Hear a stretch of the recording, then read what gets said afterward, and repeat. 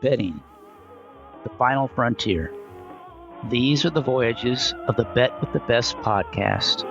Its mission is to explore better ways to bet on races, to seek out new, successful players, and to boldly go where no podcast has gone before. The Bet with the Best podcast is sponsored by Amwager, an ADW built by horse players for horse players. Speed, power, and ease of use are at the core of Amwager, designed to give players the information and tools they need to quickly make anything from a simple win bet to a complex structured superfecta or pick wager. When you combine that with data and pool updates that are up to 60 times faster than the competition, Amwager is the clear winner in wagering on races online. Amwager has tools such as conditional wagering that let you set the minimum price that you will take on a wager and then fire off a bet at the last possible second, assuming, of course, the odds meet your minimum. And it can be used for win bets and also for exactas and trifectas. Amwager also provides true odds, which are a prediction of the final odds based on all available pool data. And part of that includes a fair value exacta grid that helps you identify value. For those players that use computer models or similar tools, Amwager also provides the ability to wager by file upload. You can quickly upload a large number of wagers using a simple CSV format. Those are just a few of the many special features that Amway has to offer, along with live video and race replays, free integrated form-to-win past performance information, and much more. Amwager is licensed and operated in the U.S., and best of all, they will actually pay you to play. If you sign up now and deposit and bet $150, then you will earn a $150 lump sum bonus. So there is no reason not to give Amwager a try. If you want to bet with the best, then you need the best tools to wager with. You need Amwager. Welcome to episode 14 of the Bet with the Best podcast. This week we have Dan Cronin from Fat Bald Guy Racing, a horse player who has been playing and touting horses his entire life. He learned from his dad, and he has never stopped since. Hello, Dan. How's it going? Good. How you been? Great. Been a little while. It has been. I haven't seen you in person in quite some time. Yeah, I think COVID kind of messed all that up for us, didn't it? Yes, it did. It did. It seems like it just happened yesterday. At the same time, it seems like it was many years ago. But let's hope that's behind us now. Yeah, exactly. I think we're all done with that. That's for sure. Get back into the swing of starting to travel again and getting. I didn't go to Saratoga this year for the first time in a long time, but I've went everywhere else. It didn't work out because my dad wanted to go to California instead, so I didn't really fight it, and I didn't want to go without him because then I'd never hear the end of it. Well, the way the meets worked out weather-wise, and the weather's always great in Southern California. At Del Mar, so it probably wasn't a bad trip at all. I wouldn't think. Right? Yeah, you got great weather instead of rained off the turf every other 2 days. And the weekend that I would usually go at least once is Whitney week or Travers week, and Whitney was almost a disaster. And then, of course, that horse went down, which made it even worse. And so not only did they have bad weather, then the breakdowns hit, and it just, I was glad I wasn't there, put it that way. Yeah, I think everybody kind of wants to put this year's Saratoga meet in the rearview mirror. And we're all hoping that it was just an anomaly, and next year it'll get back to, what we all hope it has always been and always will be. But they certainly have not had any luck at all. Some of it self-inflicted, some of it not. But it hasn't been, the best meet of all time at Saratoga for sure.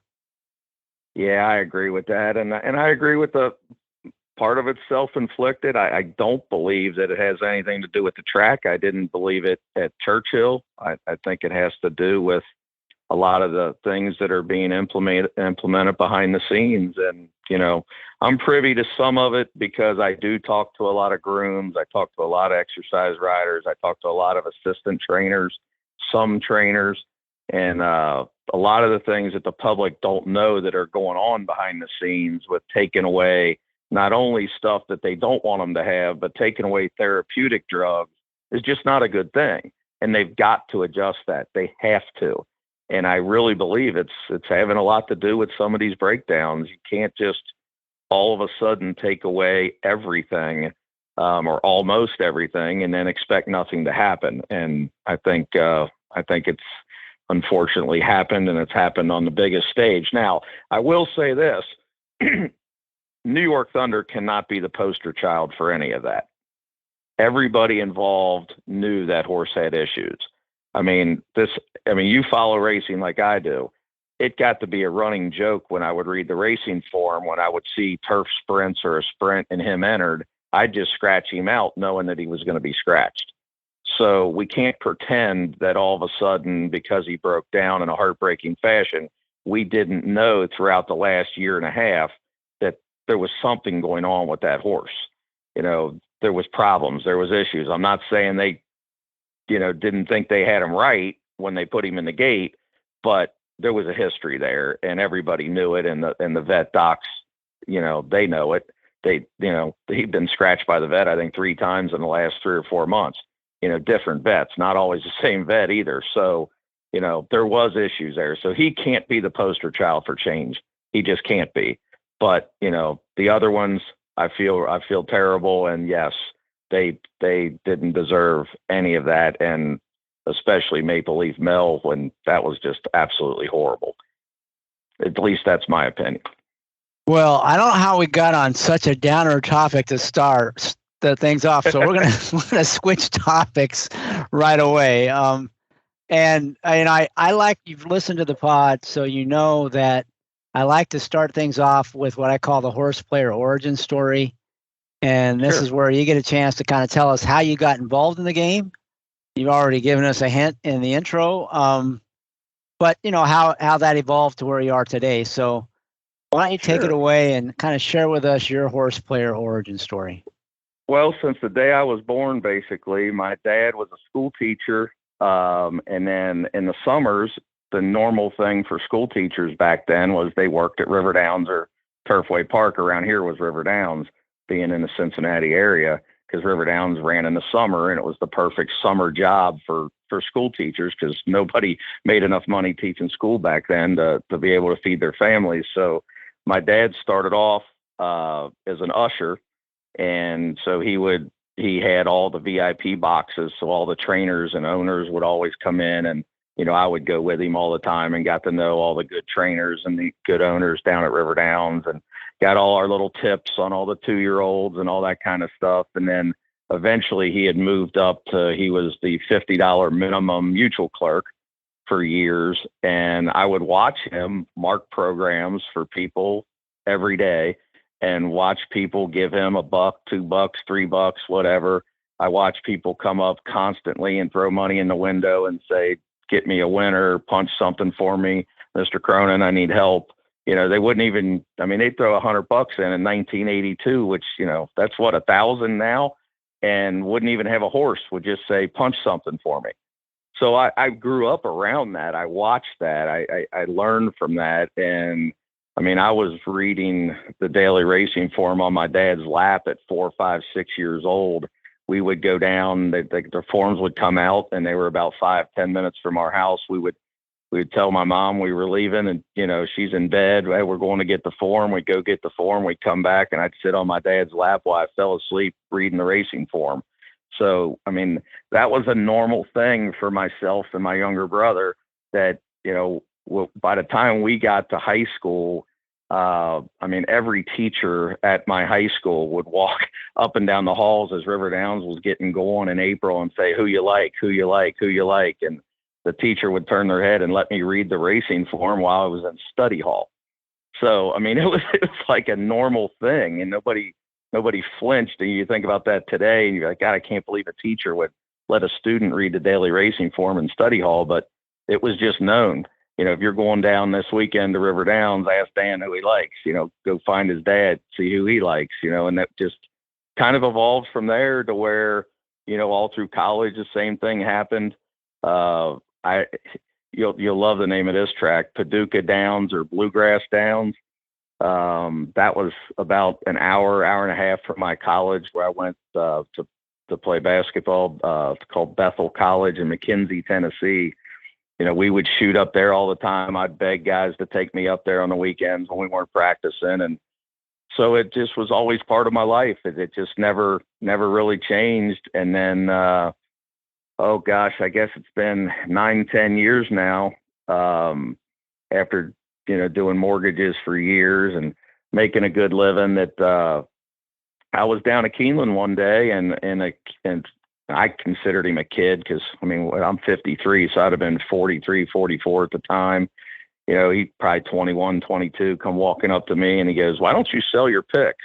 He's like, "Everybody runs around here and asks you who you like all the time. And, you know, I know who you are from Turfway Park, and why don't you sell? I'm always on the internet looking, you know, trying to find your picks, and I can't ever find your picks." And I'm like, I'm not a big internet guy. I do mortgages, but, you know, I'm not really a huge internet guy. And he's like, "Well, I got a website, you know, why don't you just sell picks for the Derby coming up here in a few weeks, and we'll split it."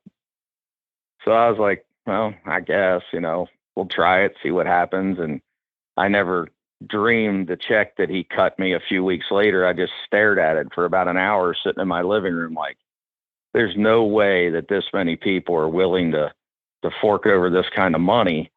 So then I just kind of sat with a couple other guys and developed an idea, and just kind of evolved it over the first few years. And Chris, you'll really laugh at this, because you know, at first we only gave out picks on the races we really liked, you know, because anybody that's trying to make money in this game, you can't bet every race. Well, it didn't work. It just didn't work, because everybody kept driving me crazy. My email, my phone went berserk. If I gave out, say, the pick in the second race, the fifth race, and the 10th, and those are the three horses I like, soon as that first race would end, my phone would blow up. But who do you like in the third? But who do you like in the fourth? Well, I want to make a pick 4. Well, I want to make a pick 3. Well, I want to make a trifecta. Who do you like second? Who do you like third? Well, yeah, but what about this horse? And it just, the what abouts and the added races just got to the point where I was like, I guess we're just going to have to do every race, and we're going to have to develop a chart, because I can't keep everybody happy if I don't. So then it kind of evolved into the ABC chart, and giving out a pick 5 on the sheet, and giving out a star play versus just giving out, you know, a couple a day. And 9 years later, it's been extremely successful. It's a ton of work, but it's been a really good thing, to where, honestly, I'm shutting down the mortgage company here in the next couple of months, and this is all I'm going to do the rest of my life, because it's working and people are happy, and we got loyal following now, and we're doing something right. That's the way I look at it. And I just think that the majority I don't agree a lot with what certain guys on Twitter and on the internet and around racing say about everybody wants to win and all that stuff. But I don't agree either that nobody wants to win. I just think the majority of the people that go to the racetrack don't have the time and don't want to put in the effort to win. So they need a caddy. They need somebody to help. And we don't all have friends that want to come to the track with us. You know, a lot of people go to the track and they're the only person they even know that likes to go to the track. So they sit by themselves at the track and they want help and they can't get help. So it works to where they can pay a couple of bucks and get it and go and be done with it. And I think that's just where it's kind of succeeded, that, you know, the people that want to do all their own research and come in prepared with notes all over the place, we're probably not for them. But the guy that's got 2 daughters playing soccer and a son playing baseball, and he still wants to bet the Saturday races, we're the perfect candidate for him. we're absolutely perfect for him because he doesn't have the time. You know, he's got to go to those games and he wants help and he wants to quickly look real fast and then grab the sheet and say, well, who's he like, who I like, let's combine it, let's make the ticket, and then let me get in the car and get to this game. And that's why it works. So enough rambling. Well, no. So I'm going to follow up with a couple things. First of all, in passing, you mentioned a brother and basketball. So you might want to mention to the listeners, they might be interested in your brother who's involved in basketball in a pretty serious way. Yeah, my younger brother's Mick Cronin. He's 2 years younger than I am. And, you know, we grew up in the same household, obviously, playing basketball, playing baseball. And he got his break in basketball at 19 years old. And I'll tell the story quick, and it's funny.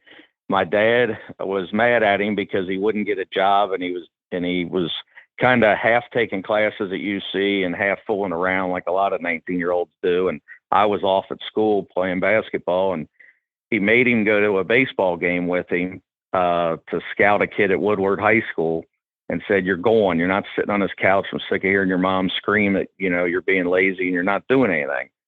So he drug him to the game, and when he was sitting at the game, the head basketball coach there, Jimmy Leon, walked over to my dad and said, man, I need help. I cannot find a freshman coach. You know, I've asked 30 people. I cannot find one. And my dad looked right at my brother and said, he'll take the job right here. And he's like, but he just graduated high school. He's 19. He's like, I don't care. You need a coach or not? He's like, yeah. He's like, hire him. They shook hands, and he was hired as the freshman coach, coaching 15-year-olds at 19 years old. And, you know, being a white kid with a job at an all-black school, back in those days, it was not exactly normal, right? Especially for a kid that young. So he coached his first year, and he loved it. And the second year, he just happened to have a freshman walk in the door by the name of Damon Flint, who was a McDonald's All-American. So as he's getting started in coaching, Damon's getting started with his high school life, and Damon had no father. And so Mick and him became very, very close very quickly. And here come all the college coaches trying to recruit him. Well, one of the coaches was Bob Huggins, and Huggins said to him a few years down the road that, Mick, if you get your degree and you get him to come here, I'll put you on my staff. Which we know these days it's pretty normal. Back then it wasn't that normal. Well, he was still about 2 years away from a degree, even though he was 4 years into school. He was just taking, as my mom said, the 7-year program. Well, all of a sudden he got serious with school, started busting his butt, you know, counting on Bob Huggins that if Damon signs at UC, he's going to go there. So Damon signs at UC. The rest is history. 2 years later, he put him on the staff like he promised when he finally did get his degree, and it just took off from there. And he was the head coach a few years later. He worked for Patino a couple of years at Louisville, and then got the job out, you know, at UC, and then out to UCLA. And I miss him, but he's doing so well that hopefully one of these days he's cutting down the nets.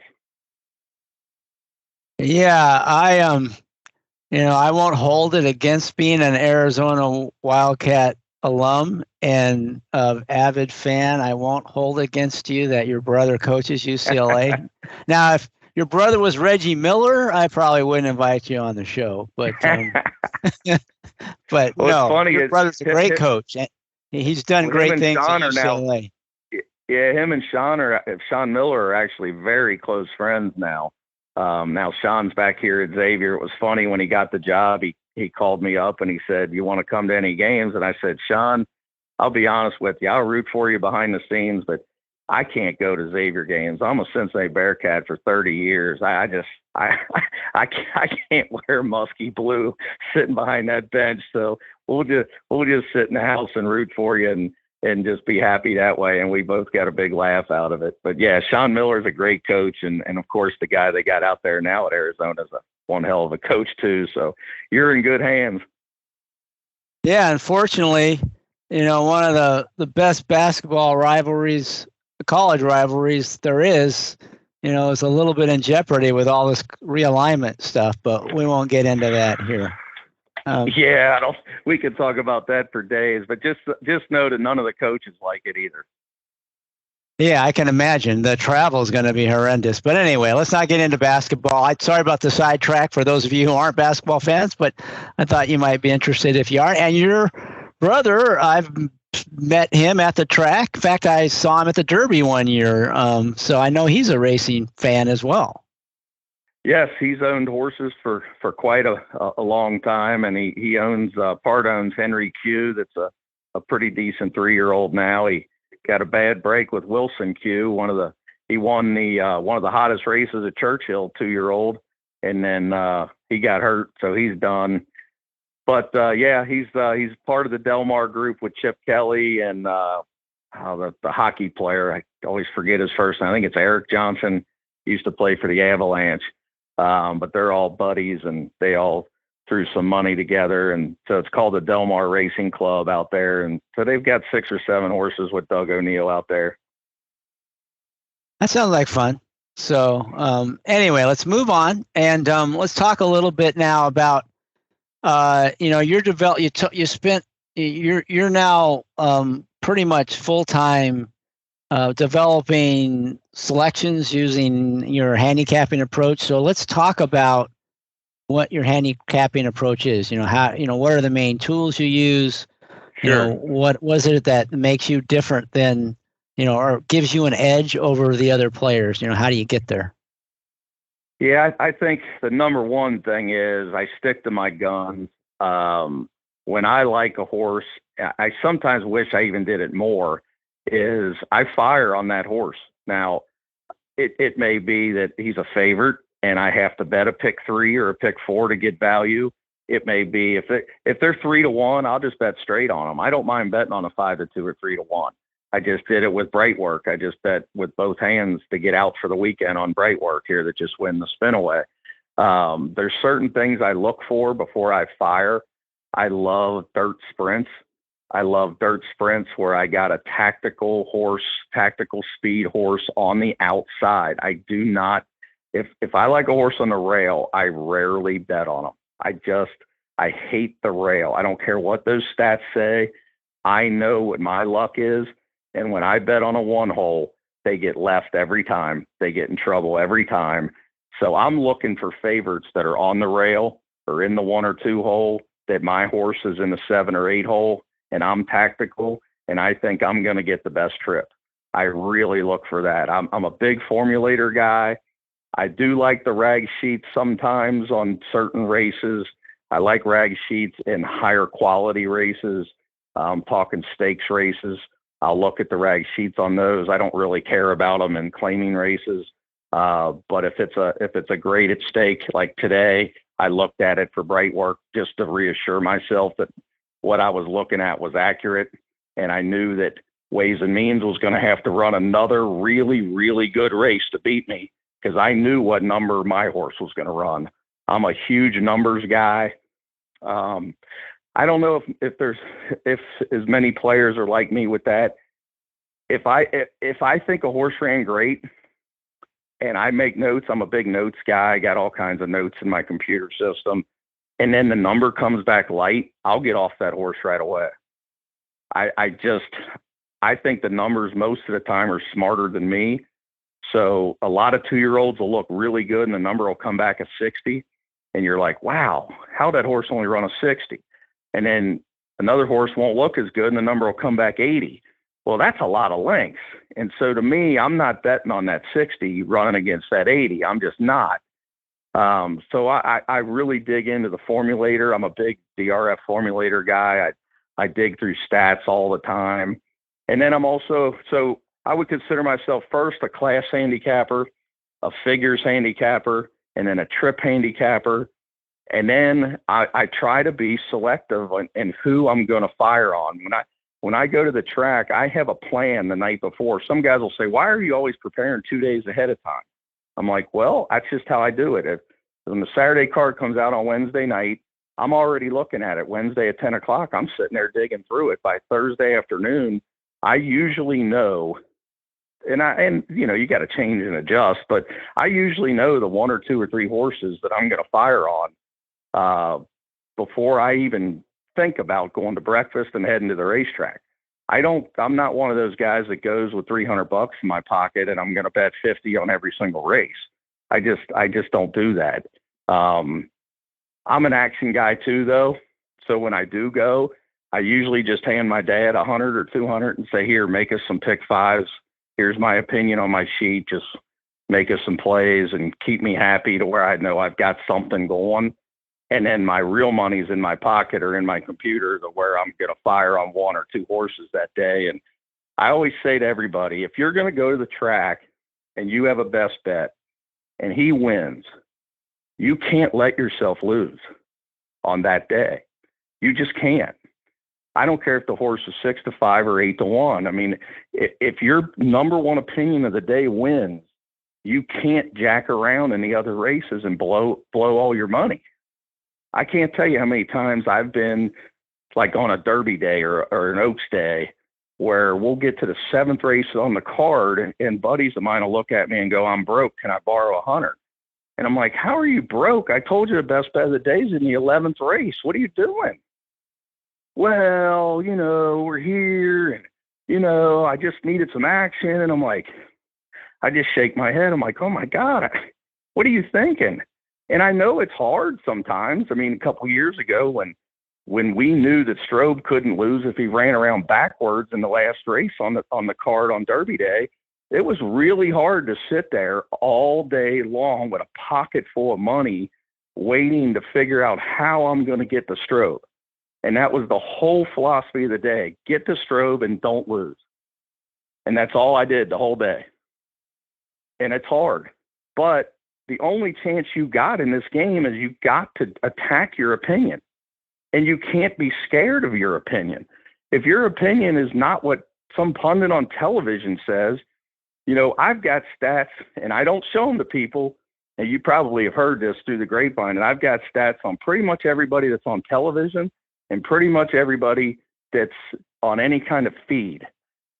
Because when we started this 9 years ago, I wanted to know where I stood. And I was like, if I can't outpick these people, then why would anybody pay for anything that I got to say? Well, we quickly found out that, a lot of these people are not very good. And then there are a couple people that I perk up when they're on because I know from the stats that they are good. And I'll just name two of the good ones because I don't want to bury anybody. Joe Christoffel is really, really good. So if I like a horse at the fairgrounds or at Churchill or Ellis, and he likes the same horse, it does kind of make me perk up a little going, oh, okay, cool. He likes the same horse. It reassures you a little bit. Jonathan Kitchen's the same way. A lot of people say he's too chalky. Well, I can tell you this. I got almost 8 years on him. He's really good. There's a reason he led that tour and everything. He's good. He picks a ton of winners. So, and then there's other people that I don't want them picking my horse. I cringe if they pick my horse because I'm thinking I'm on the wrong horse. But it's just, you got to know where you stand. You got to be confident in what you're doing. And then you can't let anybody talk you off your horse either. And that includes myself. I mean, if you really, really like a horse and you've done your research and your homework and this is who you're going for that day, you can't just have some guy or girl tell you, I don't like that horse, and then you back off and don't bet. Because then the horse wins and now you're all messed up. Then you're going to be in a rut for a long time kicking yourself. I'd rather go down with my opinion if it's wrong. I'd rather run last than beat a nose. But, I'd rather be wrong than screaming because, my guy didn't get out of the trap or he came too late or, I'm wrong. I'm done. Go on to the next race, So that's just kind of how I've played for years. And I think, people that chase pick fives and pick sixes every day, you're going to lose. It's just a fact. Unless you're one in the 1% that hits for $100,000, you're going to lose over time. It's not sustainable. But if you can grind out and you keep your own stats, I mean, all these ADWs keep stats now, and you can figure out where your percentage of winners needs to be for you to break even with or without your rebates, then you know what you got to do. But Chris, that gets me way back to the first thing. Not enough players, people that go to the track, are willing to do any of that. They don't. When a guy says to me, "Oh, I've been getting killed for the last month," I'll say, "Well, what's your percentage of winners?" "Oh, I don't know." "Well, how do you not know?" I don't know. I don't even know how to do that." I'm like, that's like playing golf and not knowing what you shot. I mean, that's like playing baseball and not knowing what your batting average is. How do you not know? I mean, that's your job to know, or you're going to lose.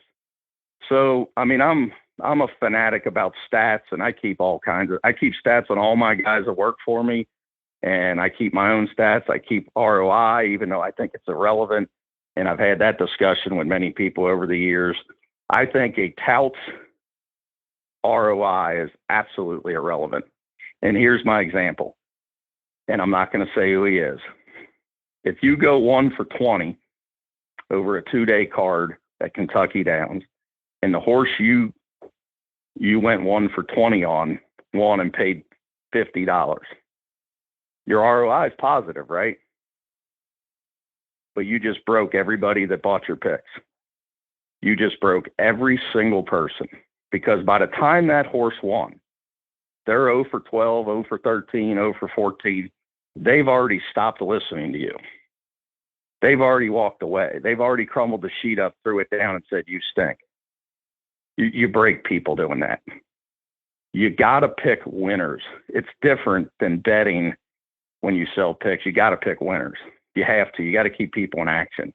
You got to be able to get people, to have some money coming back from the window and having a positive attitude that, all right, 8 races in, I got 2 winners. I still got half my pot left or whatever. Now he really likes a horse in the 9th. I agree with him. Now let's fire. And now you got a chance. And if I can impress that on anybody, it's fire on your best opinion. You need action. Bet a small amount to keep yourself happy. Go in with your buddies on a pick 3, pick 4, pick 5, throw a couple bucks and be happy. But for your real opinion, you got to have that money in your wallet ready to go.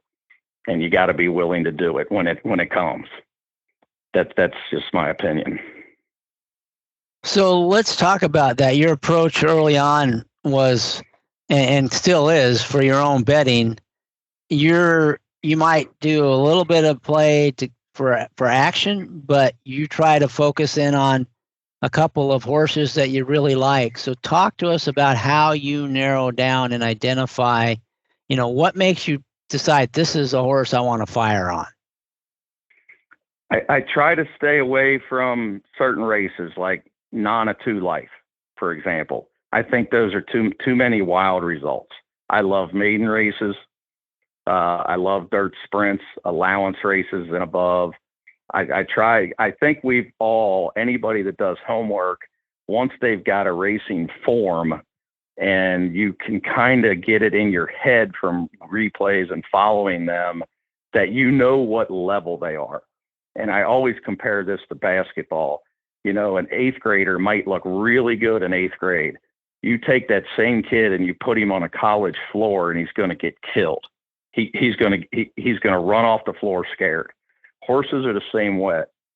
They got to be running with their friends. They've got to be running in the right levels.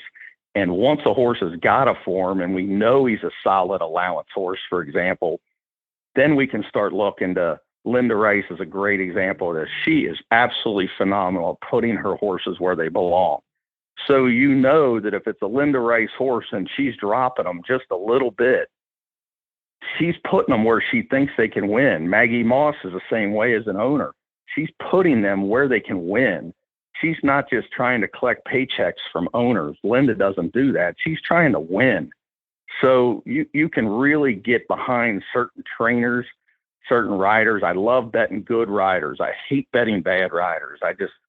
I want good riders. I want good trainers, and I want horses that I feel very confident. I know class-wise they're in the right level. And then it comes down to, all right, I think I've got the right horse. Is he now in the right post position? Is he going the right distance? I love horses like turning back from a mile and 16th to 7 furlongs. Tactical speed, 7 furlongs, drew the 8 hole. Now I'm really going to look hard at that horse, real hard. And then I just start zeroing in from there. But like these claiming 10,000s and 12,000s, and you know, I may bet into them if I need to, you know, in a double or a pick three or something, if I'm trying to get value. But I'm betting on the maiden. Like today, I got beat a really nasty bet on that Pletcher at the wire that lost to the 3-5 in the first race at Saratoga. The Chad Brown nipped me on the wire, but the Chad Brown was 3-5. The Pletcher was 5-1. They were both one-start horses, which I love one-start horses. That's my favorite thing in the world, to bet on a horse that's run one time, and he ran decent. But I don't want a 3-5 shot. I don't want the one-start horse that everybody in America wants. I want the one-start horse that's a little bit harder to find, that might be the second choice, might be the third choice, or God forbid, 8 or 10-1. You know, there's Brad Cox is phenomenal with second-time horses. Steve Asmussen is phenomenal with second-time horses. So I really look for those kind of horses that, you know, one-start horse today at Saratoga, Brad Cox, I think went off, I want to say like 4-1 and got up at the wire. I mean, those are the kind of horses he wins so often with, where they just first time out, they broke 6th or 7th, they ran 4th. That's not an easy horse to find, because you look and you say, he's not much. But if you know from doing the research that Cox, a lot of times they don't have the speed first time out. They're not ready first time out. They caught a really tough field at Saratoga or something. You know, now all of a sudden he's got experience. Now he's going to go. Now he's on fire. Now he's ready to roll. And if there ain't some firster in there that's going to blow their doors off, you're going to get 4 or 5-1. A lot of times they never bet on Brad Cox at Saratoga. I don't know why. Those same horses are 3-5 at Churchill. But at Saratoga, I sit back and I can't wait to bet on Brad Cox at Saratoga. That's one of the things I look for all the time. So, I mean, that's just kind of what I'm really big on. Dirt sprints, one-start maidens in dirt sprints. I look for allowance horses. You know, those kind of horses are the backbone of my star plays, and the ones that I'm firing on. Bright Work was a perfect example today. It just happened to be today. Through the outside, fooled me last time. I didn't know he was that good or she was that good. She beat a really nice field. Comes in, draws the outside. Her buyers are perfect. Her rags she had doubled up her rag number, which meant she's going to run that or more. Bet should improve, or at least run that same number. And only ways and means that have a number fast enough to beat her. So if I can just get the jump on the 3-5, I got a big shot. And as soon as I opened the gate, I'd liked my chances right away. And, you know, she was able to hold on for me. But if you keep betting those kind of horses, and those are the horses you're looking for, you know, on a daily basis, and you're not all over the board betting every race all the time, you know, you got a chance. And if you're in it for the long haul, you got to grind. You just have to. You can't just come out firing every day just because it's a holiday. You just can't come out firing thousands of dollars on every race and expect to win. You're just not going to do it. Not to mention the takeout, which is a whole different issue. Yeah, don't get me started on takeout right now. That wouldn't be a good thing. Right, exactly. I just actually got finished talking to Ron Flatter on his podcast about takeout in Kentucky Downs, but we won't go there.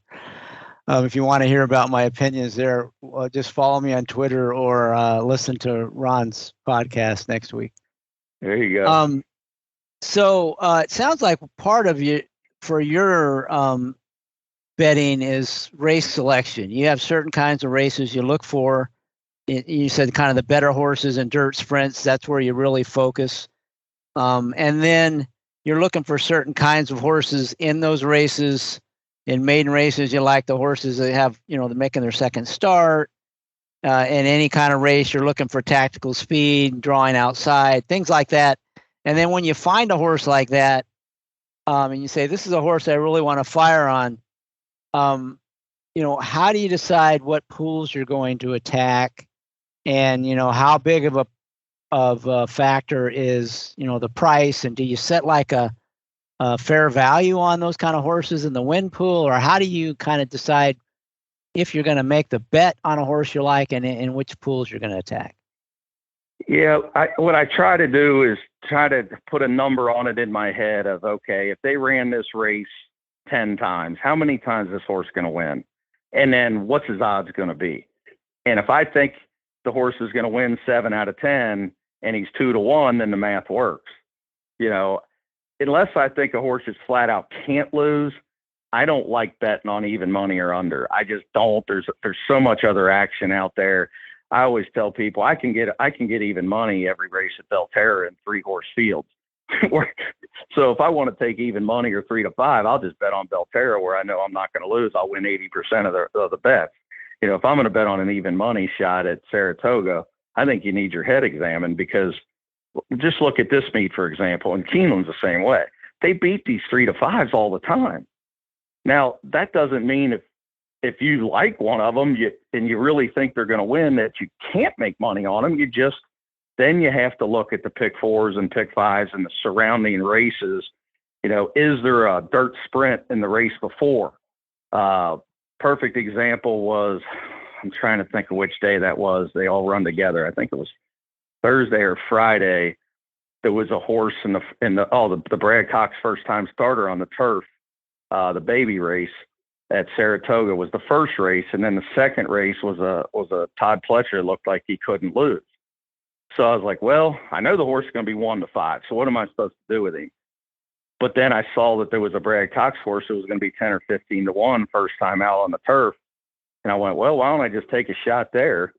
And the double was like $42. Well, that's worth taking a shot at. I'm not just going to bet straight on the 1 to 5 shot. I mean, that's crazy. But make a little small bet on the Brad Cox horse, make a big double, got lucky, and now I got all this money I can play with for the weekend, and I attacked 2 races. So that's kind of how I look at it. Now, I could have bet the pick 5, but then I looked at the 3rd, 4th, and 5th, and I was like, well, I'm not so sure there's anything that can blow up. I don't want to bet a pick 5 unless I think it can blow up. And on big days, yeah, and in big fields, yes, they can all blow up. But there's so many Keenelands like this. There's so many early pick 5s throughout the country that you can't make money doing. You can't make money playing them. You just can't, because it's 6-horse field and the 7-horse field and the 5-horse field. I mean, what are you going to make? I'd rather just find a horse in the first 5 that you like the best and just bet on him, or just pass it all and, you know, go eat a hot dog or something. But, you know, unfortunately, I have to make picks in all those races. If I don't, my phone blows up. But that doesn't mean that I have to go bet on all those races either. And so that's just kind of the way I do it. I try to find a horse that I like. And, you know, if the pick 5 looks wide open around them, then I'll play. So as a win bet, is that a big part of your game then? It sounds like it is. Yes. That's a very big part of my game. I probably bet half. Yeah, I think it's a little over half, actually. A little over half of my money throughout the year is win bets. And I'm not saying I never bet the place, but the only way I'll bet the place is if I know I got a shot to get $4 plus to place, and it's a bigger field. Say it's a 10, 11, 12-horse field, then I'll bet the win in place. But if it's a 7-horse field or a 6-horse field, and I know the horse is going to pay $260 to place, I'm not betting the place. I just bet the win. And that's the majority of my plays are win bets. So one thing on the race selection, you talked about types of races. It sounds like you probably also focus on only a few tracks. Is that correct? Yes. Kentucky tracks are huge for me. Saratoga. I shouldn't bet Belmont, but I do bet Belmont once in a while. I bet a little bit of Gulfstream in the winter, but probably 70 to 75% of my wagering is Kentucky tracks, and then probably 15% Saratoga, and then the rest kind of trickles in. I really focus, and I know I'm probably nuts doing it, but I think I got such an edge at Turfway. I have to. I have to bet Turfway Park. I grew up here. I know every horse. I know every trainer. I know every rider, and the pools are just getting to where they're big enough that you can bet into them and not affect the odds too much. Where I'd love to bet Belterra every day, but I can't. I mean, if you bet 50 to win, your horse goes to 3 to 5. I mean, you just can't bet. So, where Turfway you can, and the pools are getting bigger at Turfway every meet, and the horses are getting better. But the bottom line of the rules of in the sprints, stick towards the outside, stay away from the one hole. Those rules have never changed. And I think a lot of times the nighttime player is so full of novices sitting on their couch after work. I can't tell you how many times I pull up Turfway Park and they make a one hole in a 12-horse field going 6.5 favored. And I just shake my head. I'm like, here we go again. They're going to make this horse 6 to 5. He has no chance in the rail. And the horse will break last and run fifth. And they're all, what a horrible trip he got. I was like, well, what did you think he was going to get? So and those are the races. As soon as I see that, I'm digging hard. Is there somebody in that 7, 8, 9 hole somewhere outside that I think can break second or third or fourth and get that perfect trip? And that's what I'm trying to dig for. So, since we talked about Turfway and, Turfway is run over synthetic, do you have to make any major adjustments in your approach when you shift, the circuit shifts from dirt to synthetic? I think I'd look more for horses that do like it. Unfortunately, with Arlington shutting down, we don't get those shippers anymore. But a lot of turf horses like it. But again, the same trainers, the makers, the wards, those guys, they buy those horses that have that affinity for it, especially Wesley Ward. Even if they're not his best, because he's sending his best to Gulfstream, he knows he's been around here his whole life. He knows what horses will like the synthetic and that have the tactical speed that have a chance. And the Tommy Drurys that never get any credit that are really, really good horsemen. I look for those guys. There's certain trainers that I really like on the synthetic, but yeah, I mean, you gotta adjust a little bit. You can't just take Churchill Downs shifters and say, well, they're going to like the Tapeta. They're not. Just because they're good on the dirt doesn't mean, I dig back in that form. Have they ever been on it? I'm not as much into the breeding aspect of it for synthetic, but it's more, are they bred for turf maybe? But have they been on it before? The Woodbine horses obviously are, come down and do well, but that's the thing at Turfway. You get some horses that'll show just some bad form at Churchill or even Belterra, but then you dig back to last year when they ran a Turfway and they liked it. So you can get prices on those horses, especially if they draw the outside, nobody plays them. They're staring at some Churchill Downs horse that's win 3 in a row in the dirt, and then they got the wrong horse favored.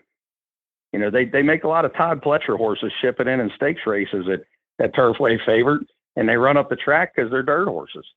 They come in, they ship in, they make them 2 to 1, 8 to 5, and they don't get a call, because some turf horse from Gulfstream or Kentucky Downs or somewhere shipped in and beats them all. So, I mean, I know that's talking in general, but I know Turfway is a lot of throwing darts. Again, I'll do that with some buddies. I'll throw in some money in a pick 5 with some buddies, but my real bet, I'm betting straight, and it might only be a horse a night or 2 horses a weekend, but it'll be more than I spent on all the pick 5s combined. So you've talked about bets other than win bets, but they've all been horizontal bets. Are you just strictly a win horizontal player, or do you delve into the vertical exacta try super type bets? I'm almost all straight and horizontal. I mean, I rarely make an exacta. I don't like to take out on exactas, and I just don't think my brain has enough time over 40 years of handicapping I'm looking for the winner. I can't reprogram myself to look for the horse that's going to run second or third. It's just hard for me to do. It's really hard for me to do. And I tried it. I've tried to bet, especially in those contests before they made doubles part of the contest. When I'd play in some of them contests, I'd try to make $200 exactas, and it just, I'll have the winner and then I'm mad because I didn't bet enough on the winner. in that contest down at Churchill a few years ago on Breeders' Cup Day, I bet every dollar I could find on Roy H, and then I backed off $1,000 and made exactas and blew the daggone exacta fooling around. And I knew the horse couldn't lose. I'm like, what am I doing? What am I doing? Just bet on the horse. Bet the doubles. Bet on the horse. What am I doing? This is stupid. This is not my strength. I shouldn't be doing this. I just flushed that money in the toilet. Where other people, I know there's guys that are really good at it. I'm just not one of them. I'm just not. I'd just rather find a horse like that. There was a horse named Line of Duty a few years ago in the Breeders' Cup I unloaded on, and I was mad because he was like 8 or 10 to 1 morning line.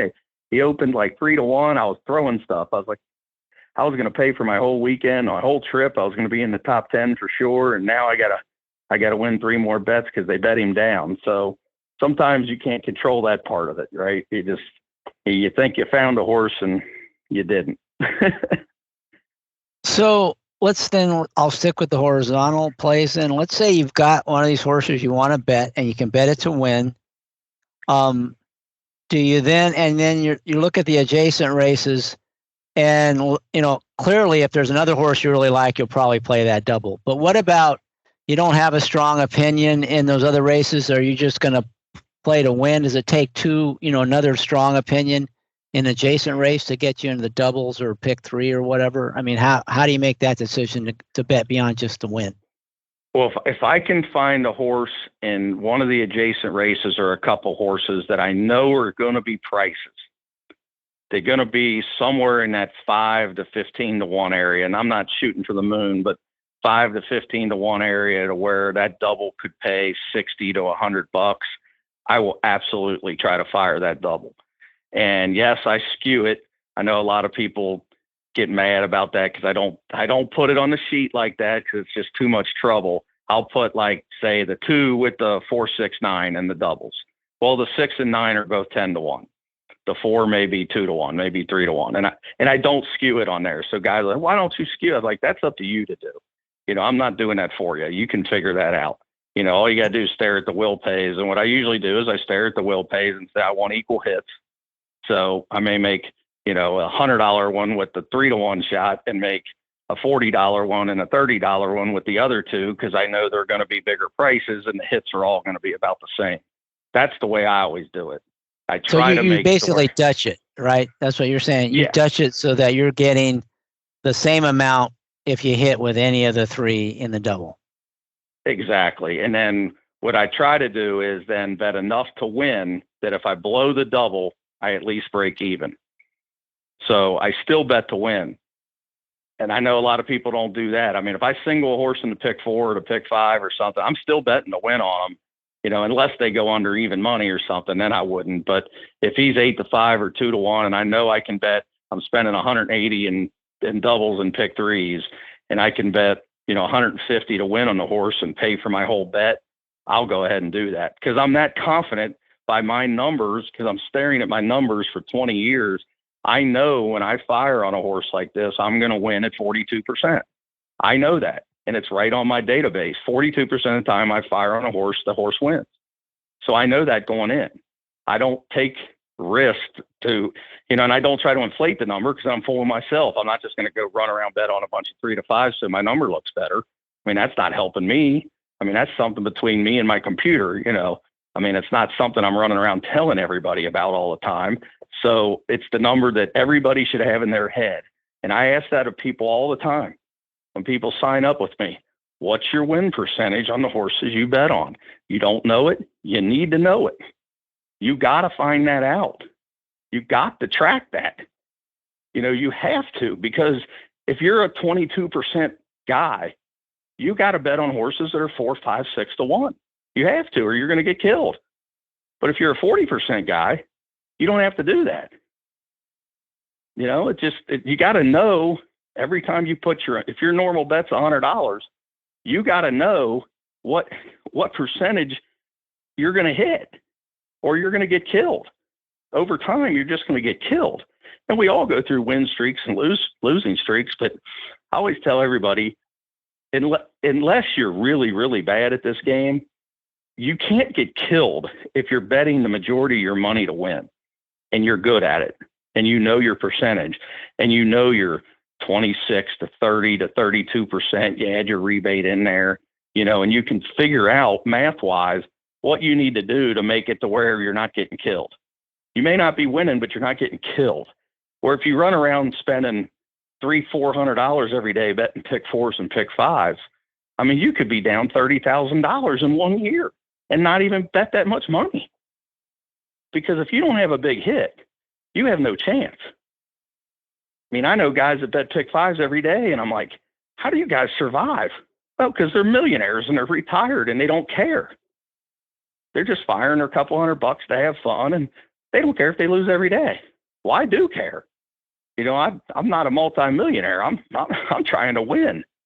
I mean, if I break even, I'm completely fine with that year. If I lose a little bit, I'm not real happy, but I'm not getting buried. And then on your good years, you show your profit, where you're at for the last 3 years, 4 years, 5 years. And I've said to many, many people, if you look at your 5-year history and you're getting killed, you need to find something else you like. It's just, we all fail at stuff. It just didn't work out for you. You need to go find something else. Go play golf. I know I can lose 20 grand a year playing golf. But the time you play for the balls and the cleats and the clubs and the course and all your little bets on the greens, and I can lose 20 grand playing golf easy. But that's why I don't play a whole lot of golf, because I stink. So, on the record keeping, you talked about keeping track of your percent winners and your overall profit loss. Do you look at any other things, like to try to figure out, what types of races or tracks or whatever you do better at, or is it primarily just kind of? Yeah, I've got a more extensive database than most people, but I've got it broken down to sprints, dirt, synthetic, routes, turf, post positions. I mean, I've even got it broken down for riders, who I'm lucky with, who I'm not. But everybody can have a database to where you look at your ADW, the account wagering, for people that don't know that, your account wagering site, your Twin Spires, your Express Bets, your TVGs, they've all got an account history where you can look up every win bet you made, every win in place bet you made, every win place show bet you made, every exacta bet you made. And you can look at that over a course of 3 months, 6 months, a year, and quickly you will figure out what you're good at and what you're not. And if you're not good at something, quit doing it. That's the way I look at it. And that's where I learned quickly years ago that I stink at exactas and trifectas. So why do I do it? Just quit doing it. I know a guy that loves to bet the show. I kept telling him, like, show me your profit on your show bets. Well, he'd pull it up and he wasn't making any money. He was losing. I'm like, then why are you betting the show? How is that fun, number one? And number two, the risk reward is so horrible. I mean, unless you're on track at Oaklawn Park and you're getting your bonus, why on earth would you even think about doing something like that? And then in the ADW world, you get in trouble doing that. They cut you off. I mean, they don't want you doing that. So, everybody can keep track of that. I look at that. Oh my God, I'm on there nonstop.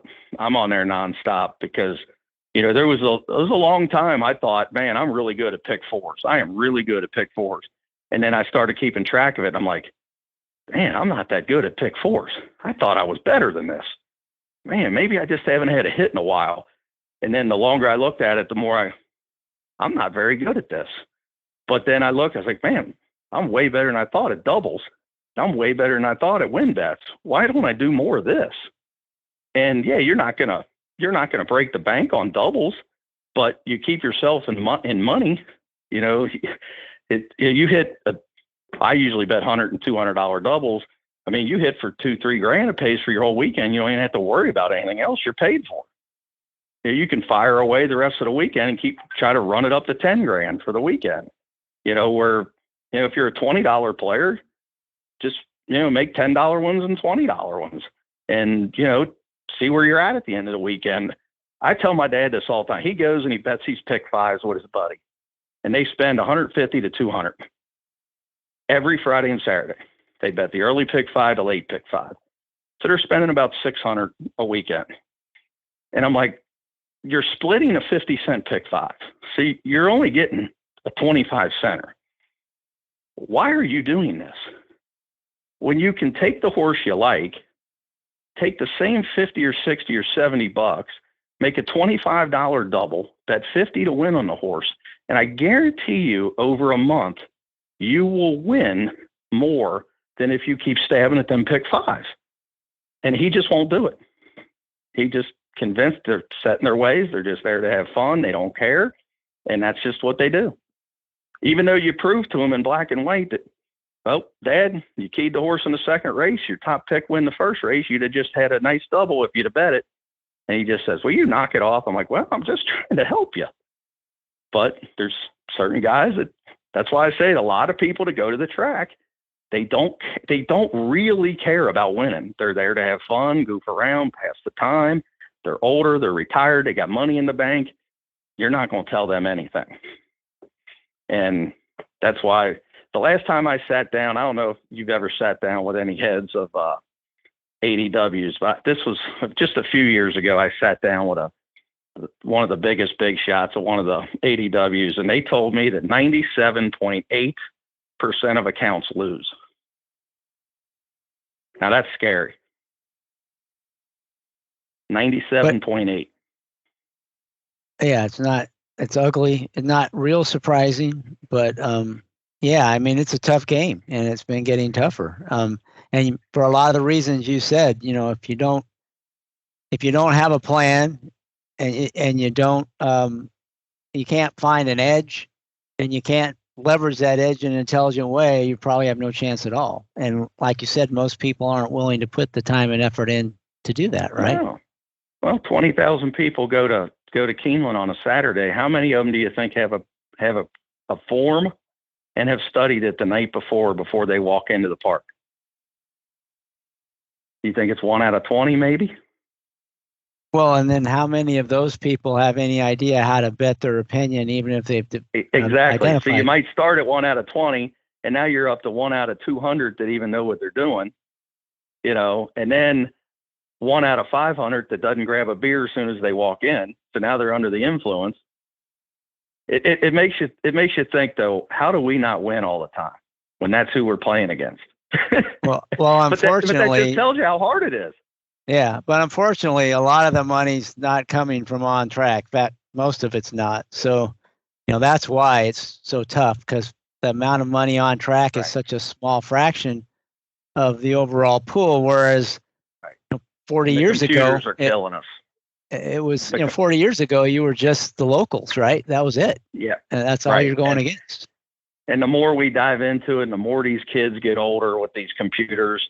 The computer players, the more the Express Bets and the TVGs and all these places continue to promote it and allow it, it's just getting worse. And I just don't understand why they can't do. I know NYRA's not perfect, but at least they have taken it somewhat out of the game, and they could all take it out if they. I sat down at Turfway about 5 years ago before Churchill bought them, and they said, we got to think outside the box on different stuff. We just have to. And I said, well, why not put in a shot clock? And they said, what in the world are you talking about? I said, just put in a shot clock, just like boxing does for a round. The clock, when it counts down, the bell rings, it's over. They're like, we don't know what you're getting at. And I said, well, think about this. If you time the shot clock to where the first horse loads and you're done, betting's over. It's over. The minute that shot clock goes off and it hits zero, there's no more betting across the country. Now it takes another minute to load the horses. Now it gives all the tote machines a chance to upload. And now before they're off, we know what the odds are. They can't change in the middle of the backstretch to where everybody in America is mad about it, including me. I get mad about it all the time because it happens so often that you bet on a horse 5-1 and they turn for home and they're 5-2. And it just, even if you win, you got a bad taste in your mouth. And we got to stop that. There's so many ways to stop that, but nobody's willing to do it. And they say, well, it'll cost the tracks money. I'm like, no, it won't, because the players will adjust. Just like every player adjusted in basketball when they started calling technical fouls on flopping. They all stop flopping. I mean, it's just the way it is in football. As soon as they start throwing people out of the games, now you get one hit to the head a game if you're lucky. Nobody does it anymore. They'll adjust. The players will adjust if they know that as soon as that shot clock, they're staring at their computer and they can see the shot clock counting down on their computer. They're going to get their bet in, because once it hits 0, there's no excuse. It's on you. It's not that I'm standing in line. It's on you. You didn't get it in. And I just don't understand why they can't do something similar to that to stop all this. And I don't know. I know they got to have these computer groups because they bet millions and millions and millions of dollars, but they got to be able to rein them in. They can't keep giving them information too that me and you can't get. That's not fair. You can't give them access to the pools to where they can see, potential payouts, but I can't. That kind of stuff has to stop too. And, any high ranking guy that you talk to will tell you that that's true, that these guys got that advantage behind the scenes. They're staring at these different things that we can't look at. And that's just not fair, to where they can hammer some, AI made software that when they see some kind of outlay that doesn't look right, they can hammer it. And you can see it every once in a while in pick 4s and pick 3s and pick 5 will pays where some horse is completely hammered in the pool that's not even the favorite. And you're like, this don't make any sense. How's this horse, as low as the favorite and he's 6-1? Well, one of those programs hammered it. It wasn't some individual that made a $5,000 one. It's some computer program. So anyway, that's just my opinion on that. We got to do something about these calls. We just have to.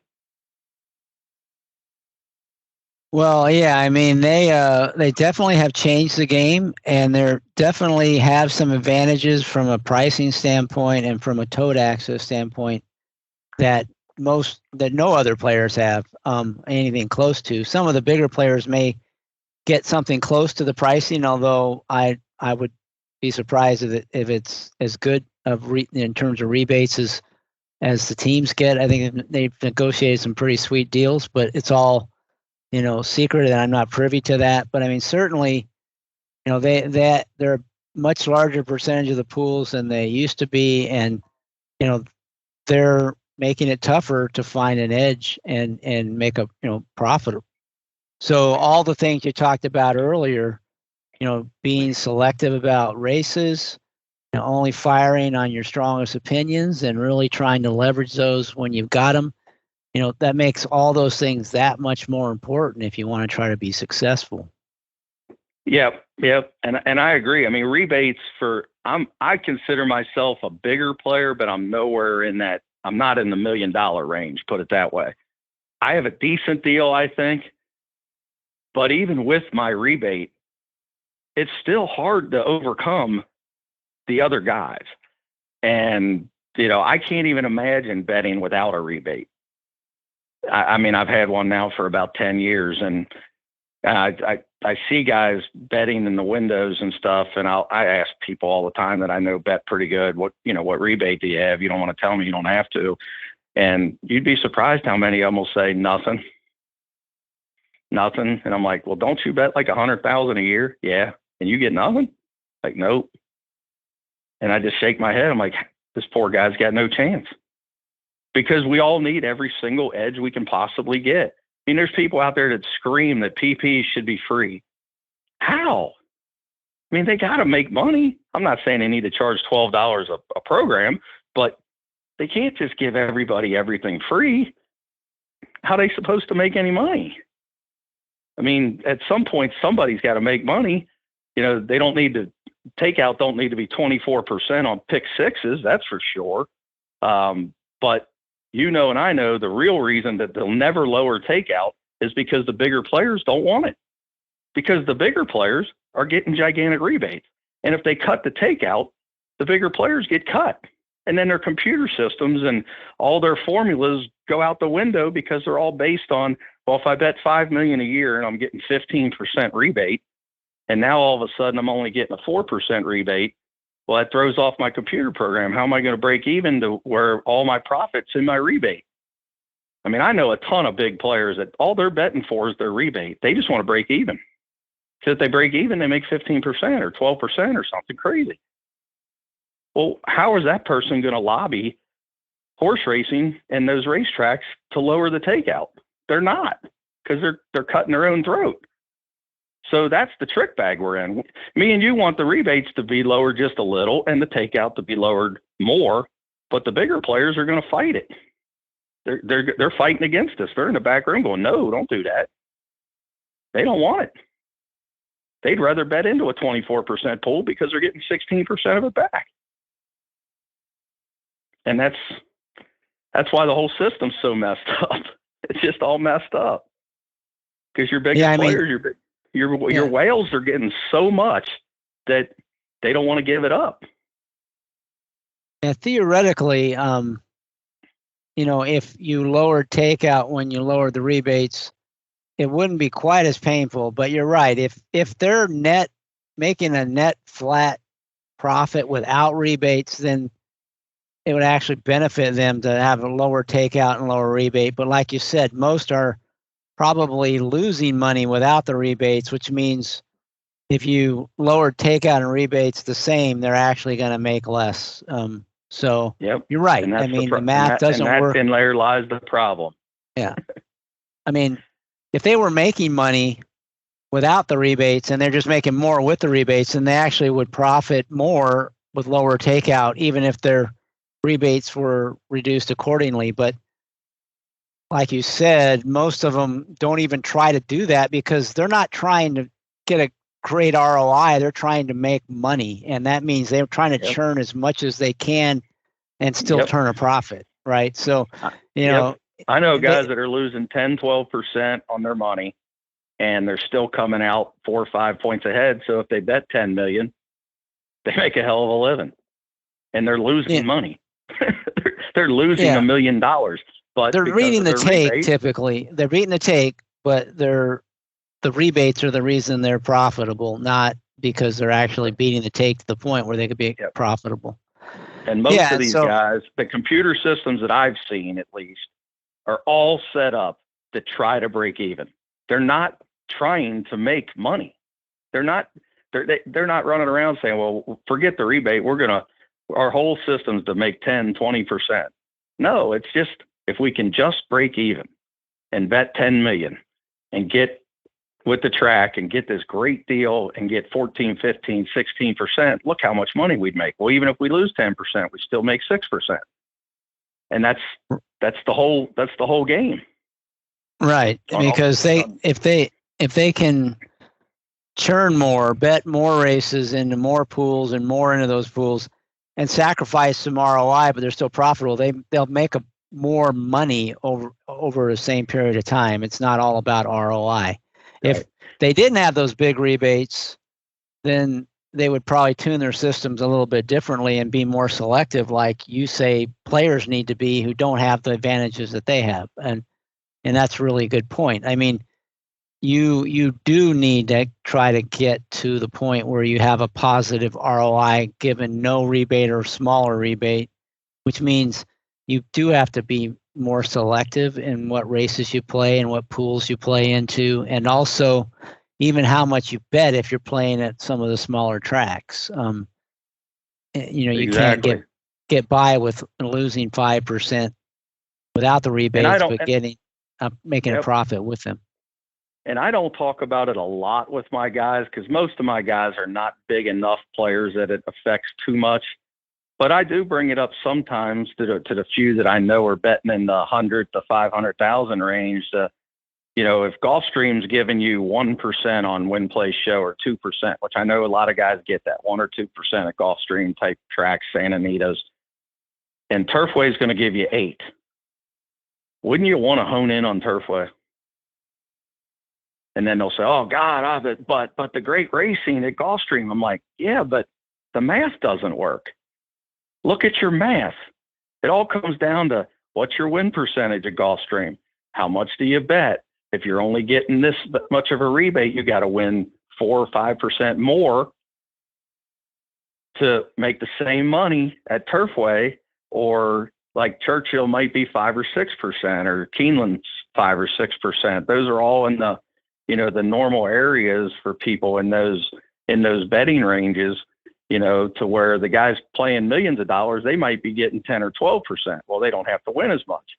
But if there's a track like in Ellis Park, I know there's some guys online that like betting some of them really off-site tracks that I've never got into, but there's, trying to remember the name of Arapahoe or something like that gives like 12 or 13% on win bets.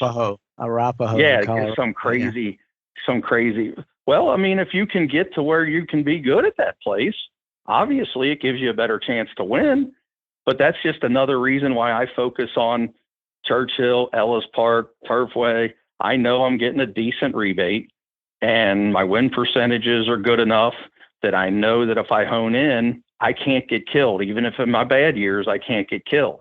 And when I get on a roll, I can really get on a roll, because you start hitting and hitting and hitting, and then you get your rebate. And then, the next morning you look and you got your rebate plus all your winnings, and it just keeps adding up and adding up and adding up. And, I know a lot of the tracks don't like that when you walk in and you're betting on your phone, but, I've had the conversation with Turfway and Belterra 30 times in the last 10 years. Like, you want me to bet here? Well, here's what I get.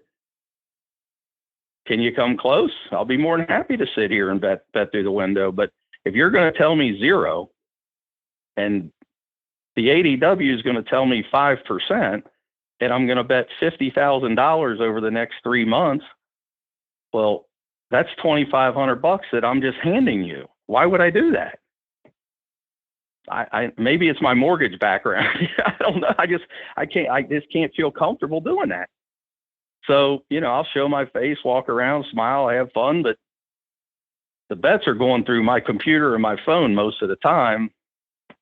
It's just, unfortunately, they don't have to pay the mortgage. I do. And, that to me, that's only fair. You got to give them the opportunity, but if they don't want to help you, they don't want to give you anything. You can't, nobody's ever been given anything without asking, is the way I look at it. So I'd tell any player out there to bet 6 figures over the course of a year. If you're not calling your place and asking for something, you're crazy. You're just throwing money away. Because somebody will give you something. All right, well, let's get back to the betting side, because from it sounds like you're heavy in the win and you're big on doubles, and that's where most of your play goes. Occasionally you might go beyond the double, but there's got to be a strong reason for you to get involved. You're more in the kind of lower variance, higher hit rate. Like you said, you're not really looking to make these big scores that, like a pick 5. That's more of an action play, if anything, almost, for you. Yeah, it's an action play for me. If I go to Keeneland with 5 buddies and they all want to bet a pick 5, I'll just say, what's the budget here? Here's my 5th. And I just toss it in, and here's the sheet. Here's how I would play it. But you guys get with each other and decide what you want to do. I'm not spending $500 on pick 5s, in one sequence. I just don't do that. I'd rather bet $200 to win and, make a $100 double and a $200 double on the strongest of my opinions in that 5 race sequence, and sit and enjoy my day is the way I do it. And sometimes I do get burnt doing that. I mean, there's been races where I had a top pick at 8 or 10 to 1 that wins, and everybody's high-fiving, and I didn't bet a nickel on him because I liked a different sequence and I didn't bet. It happens, but it just, I try to play the numbers and the percentages, and I'm staring at those percentages nonstop and trying to get into the races that I really feel comfortable with. And if I happen to strike lightning when I didn't play, well, at least everybody that bought the sheet's happy. So, all right, I'm trying to think of how to word this. Okay, so you're playing to win. You like to play to win. You like to play the doubles. You try to fire only on your strongest opinions, but do you bet pretty much the same amount on your strong opinions, or do you vary that amount? And kind of, if so, how, what's the range, and how do you decide when you're going to play more or less, beyond just the action bet. These are your Yeah, serious. usually like play. say Derby Day, I come strolling in on Derby Day and I got $1,000 pot and I like 3 horses. I'm going to try to bet 300, 300, 300, and then leave 100 to play with here or there with something, Now, if I hit early, and I don't know if this is good or bad, but if I hit early, I will go for the throat. I do that a lot, to where, okay, I'm up $4,000. My $300 play is coming. That $300 play might end up being a $1,500 play now, because I feel like I'm going good. I'm having a good day. Things are rolling. The karma's right. It's time to go for the kill. And I know I probably shouldn't say it like this, but I just always do. I'm playing with their money. Time to fire. And I do that in contests a lot too. I've only pulled up once in a contest, and it cost me the inaugural Kentucky Derby. I think that was the day I seen you there. The inaugural, there was like 30 people in the contest. The day Nyquist won the Derby. I pulled up. If I wouldn't have pulled up, I'd have fractured the Derby, and I was already in position. I think I was up about 15 grand. And in my own pocket, I had the pick 5 with my buddies, my 2 buddies that were sitting there. We had Nyquist twice, and we had Exaggerator. And I think we were splitting like 60 grand between, whichever one of them won, because we had the Nyquist one twice. So I didn't even make a play in the contest. And if I would have fired and just made some gigantic opinion to the 2 horses I liked, I'd have murdered it. But I just pulled up, and I kicked myself over that a lot. But I still walked out of there with a ton of money, so everybody was happy, of course. But I think about that stuff now and then. A Breeders' Cup weekend, after I made all the money on Roy H, and I had already hit on Rocketry the day before in the marathon and that Line of Duty, I was really rolling. I was up to about 22, 23 grand, and I didn't like anybody in the Classic. I just didn't like anybody. And I kept staring at the Classic for 3 days. I was like, I don't know what to do, but I just pulled up. I just took my money and went home. Made a couple little stupid plays, and let it fall where it may. Where a lot of guys were betting their whole 20 grand on Accelerate and trying to win the contest. I just said, it's real money. I'm taking it home. And I just went home with it.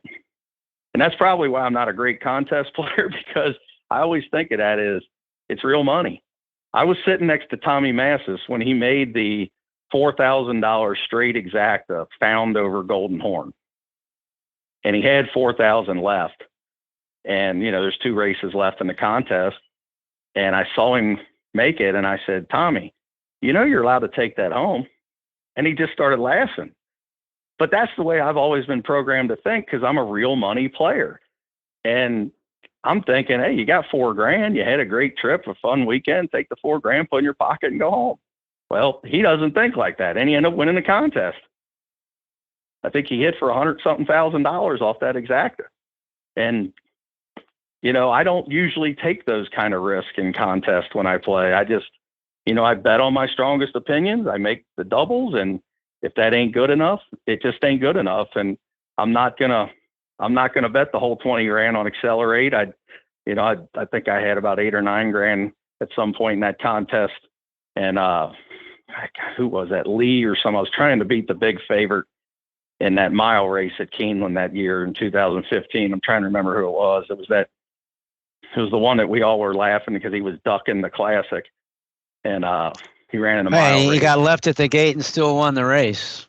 Exactly. Yeah. And now I can't think of his name. I think it was a Todd Pletcher horse. It wasn't Liam's Map, was it? Yeah, Liam's Map. That's who it was. Yep. And I think Lee was the name of the other horse. And I bet big on Lee, and ran second, ran a solid race, but that don't get me nothing when I'm betting to win and betting doubles, right? I'm done. I'm like, well, that's the end of me.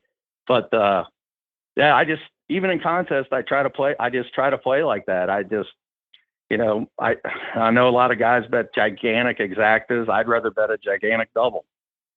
That's just, and I know there are some big players out there that I respect that think doubles are terrible plays. I just know what my percentages say and what my profitability says, that I'm good at it, and I got to go with what I'm good at. Well, it's all, like you said, what is your strength and preference, in terms of what pools you play and vertical versus horizontal. And I know people who, do both, or, do one or the other or both. And one of the things about the, playing to win and doubles and horizontal bets is that you only are focused on, trying to pick winners. And, that it simplifies things. Like you said, you don't have to figure out who's going to run second or third. And you can figure that most riders, if they're in contention, are going to, try to win. You might not be able to make that same assumption for a rider who's in contention for third or fourth. How hard are they going to try if they're on the favorite who's, who's spent at the eighth pole, and he's going to just wrap up and wait for another day, kind of thing. Especially nowadays with the highs of stuff. I mean, they're begging them not to ride hard to the wire on horses that can't win. I mean, they're begging them not to. And I mean, you can see it. I mean, we used to make fun of Kent DeSormo, and I know a bunch of people still do that. He's been doing that for 25 years. If you have Kent DeSormo to run second or third, good luck to you, because the minute he knows he can't win, he stops riding. Now pretty much everybody's doing it. I mean, there's only a few guys that are really whipping and shucking to the wire, especially for fourth for a super. I mean, they're all pulled up by then. I mean, I just cannot get my head around trying to figure out who's going to be second, third, and fourth. And my dad's a big exacta guy. He loves it. He's been telling me for years he loves that in exactas. I don't know. I've never really gotten into it. Well, but to your credit, it's more than just kind of a personal preference. You looked at the data and it told you that right. You're not making money on exactas. You're not very good at, I don't want to put words in your mouth, but you're definitely much better betting to win and betting doubles. So why fight it, right? And that's a value in that record keeping. If you didn't do that, you probably wouldn't know that, right? Exactly. There is no question. If you don't keep records, then you're just, whatever you happen to, and we know a lot of people like to dream. They dream that they're really good, and then all of a sudden the numbers hit them in the face, and it's like, well, I get that about gamblers all the time. You don't meet many gamblers that ever admit that they lose, right? Especially guys that bet sports. Nobody's ever lost betting sports. I don't think I've talked to one sports gambler that gives out picks every day on Twitter, every Friday and Saturday. They're all giving out all these picks on all these football and basketball games, but nobody's ever lost. Nobody. They all win. If it was that easy, nobody would work. It's hard. It's really hard to turn a profit in horse racing and any kind of gambling. You have got to put in hours upon hours upon hours. And if you're not willing to do that, you just got to hope that you stab one to where, if you're a $40,000 a year player and you stab one for $70,000, you're good for a few years. There's guys that do that. I mean, I shake my head all the time when I see a guy hit for 100,000. I look at his ticket and I just shake my head, but I refuse to be the ticket police. I don't do that to people. I hate when people ruin somebody's moment. It drives me crazy. A guy will hit for 80,000, post his ticket on Twitter, and he got the normal three schmucks right below going, well, that ticket's terrible. Well, you can't possibly win over your lifetime with that ticket. Like, really? Just let the guy have his moment. Come on. Let him smile. You can think it behind the scenes, but you don't have to say it. If guys want to go 5x5 by 6x5 and a pick 5, let them do it. It's not my money. I try to tell people, if you're going to bet pick 5s, you better have a single, and you better have another race where you like one or two of them only, and then from there you can develop a ticket at a reasonable budget. And if you can't find a single and you can't find another race where you may only need two horses, you just can't survive over time. If you're betting, I see some of these tickets on television, 3x4, by 4, by 3, by 5, you have no chance, because you're never going to take a horse that's a long shot. So if a long shot hits, you're going to get knocked out anyway. That's what our common buddy Rich Nielsen's so good at. He'll find long shots that I could never find. I mean, I'll look at some of his tickets and just shake my head. How did you come up with that horse? And he's always got a valid reason how he came up with them, and he comes up with them. I'm not good enough to come up with 35s and 40 to 1s and then pick 5s. So I'd rather go 1 by 2 by all and hope that I got the right all ticket. But that's why I like to go in with my buddies, because then I don't have to take it so serious. I just throw up a couple bucks with them and just be done with it and go back to majority of my money is going to win on that single that I really like. And it keeps me sane. Yeah, I mean, and you've got a track record that tells you, that's your strength and that you can have some success long term if you stick to your guns and exercise some self-discipline. Well, yeah, and one of the biggest things you can tell by horse players is, and I laugh about this all the time with guys. I'm like, when they say, well, so-and-so, he's a real good gambler, I'll say, okay, what kind of cars does he drive? What kind of house does he live in? How much debt does he have? I'll tell you if he's good or not. Because if he owes $400,000 on that $400,000 house, he's not a very good gambler. And they just look at me. I'm just being honest with you. I mean, I'm 53. I got a paid off house, 3 paid off cars, 2 paid off businesses. It's because I don't risk money that I don't have. I pay off what I need to pay, and then there's play money. And then when you have play money and you keep track of your track record, you can never get yourself buried, because too many gamblers get themselves buried. And I refuse to do that. I did that in my 20s when I was firing left and right. We weren't tracking anything. There weren't even ADWs, and we were all betting all over the place. You never knew where your money was going. And you'd have one big hit, and you thought you were a great gambler. And then at the end of the year, you got 20 grand in credit card debt. You still owe all the money on your car you bought. Your house is mortgaged up to your nose, and you got nothing in your 401k. You're not a great gambler, so it took me years, Chris, to learn this. I didn't learn this overnight. It took me till I was about probably 35 to 40 before I put the brakes on and said, it's time to study and figure out what the hell I'm good at and what the hell I stink at. And I'm going to stop anything that I'm not good at. And that's where the ADWs really helped me. And then my IT guy, who's one of my best friends, really helped me develop this. It's like a backdoor software thing that tracks everything I do. And it just really, really helped. Yeah, but every selection is mine. It's not a computer. I don't do that. I have no software computer that's picking horses for me. So I'm going to ask this question. I think I know the answer. Carryovers, that's probably not a big part of your game since you're more of a win doubles type player. Do you chase any of these carryovers? Only with some buddies. If it's closing day for the meet and, some rainbows at, closing day, they got to give it away. And we know it's going to be a $500,000 pool. One of them will call, hey, you want to go in on a ticket? You want to help us?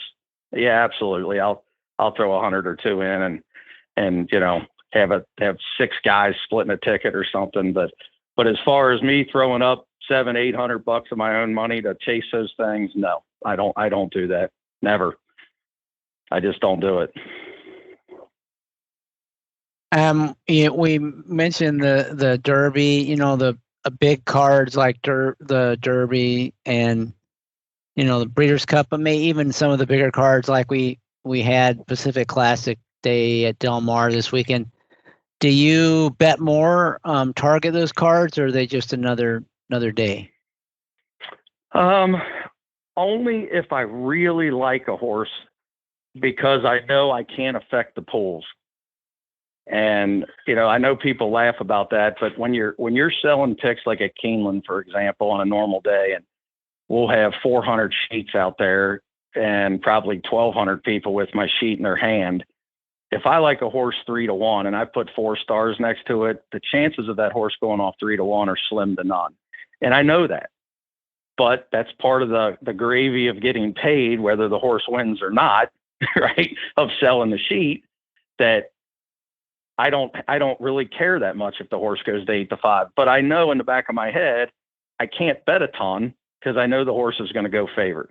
Where on Oaks, Derby, Travers, a lot of these bigger days in New York, nobody cares who I am.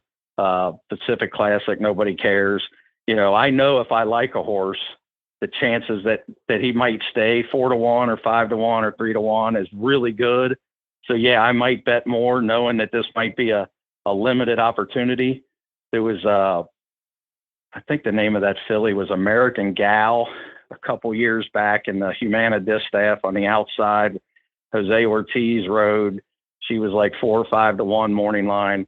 That was the biggest bet until Roy H. It was the biggest bet of my life. And then I bet more on Roy H. out west and then bet on him again at Churchill. Those were the 3 biggest bets of my life. Yes, and they just all happened to be on bigger days because I knew no matter what I played, because one thing I won't do, I've built up way too good of a reputation. I'm not going to put a horse on a sheet on top and bet on a different horse. I just refuse to do that. No matter how the track's playing, if I can't get to everybody and say, hey, there's been a switch, and it happened with Nyquist and Exaggerator. I had Exaggerator on top. And if you remember that day, Speed win every race all day. I knew by the time the Derby rolled around that Nyquist was probably going to beat him, but I wasn't going to go up and bet on Nyquist. I just wouldn't do it. I took them both in the pick 5 with my buddies and sat back and watched.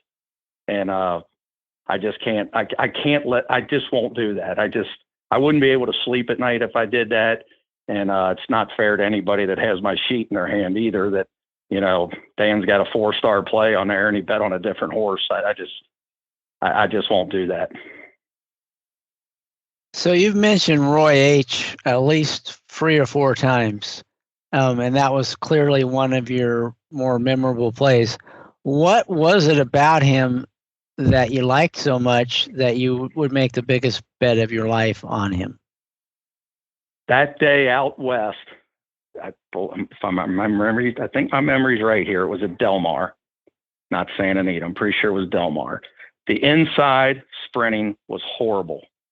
And the Fong, I believe, was the name of the Baffert horse that I knew was going to be even money. And I kept staring at it going, if the Fong draws the inside, this is going to be the greatest bet against since Game on Dude. I mean, this is going to be a fabulous bet against. And I think he drew the 2-hole. And the rest of the field was no good. And Roy H. drew the 7, 8, or 9 hole and was going to be somewhere in that 3 to 4 to 1 area. And I just kept staring at the rest of the field going, well, nobody else can win. All this horse has to do is just break and fall out of the gate. The outside's so good sprinting there anyway. And it had been great all week. I'm like, well, this is the bet. This is the play. We're going to be, and there's no way this horse is going to get bet because it's Bob Baffert. They're going to bet on the other horse. So I knew the price was going to hold. I knew the trip I was going to get was a clean tactical trip on the outside that where no way I could get in any trouble.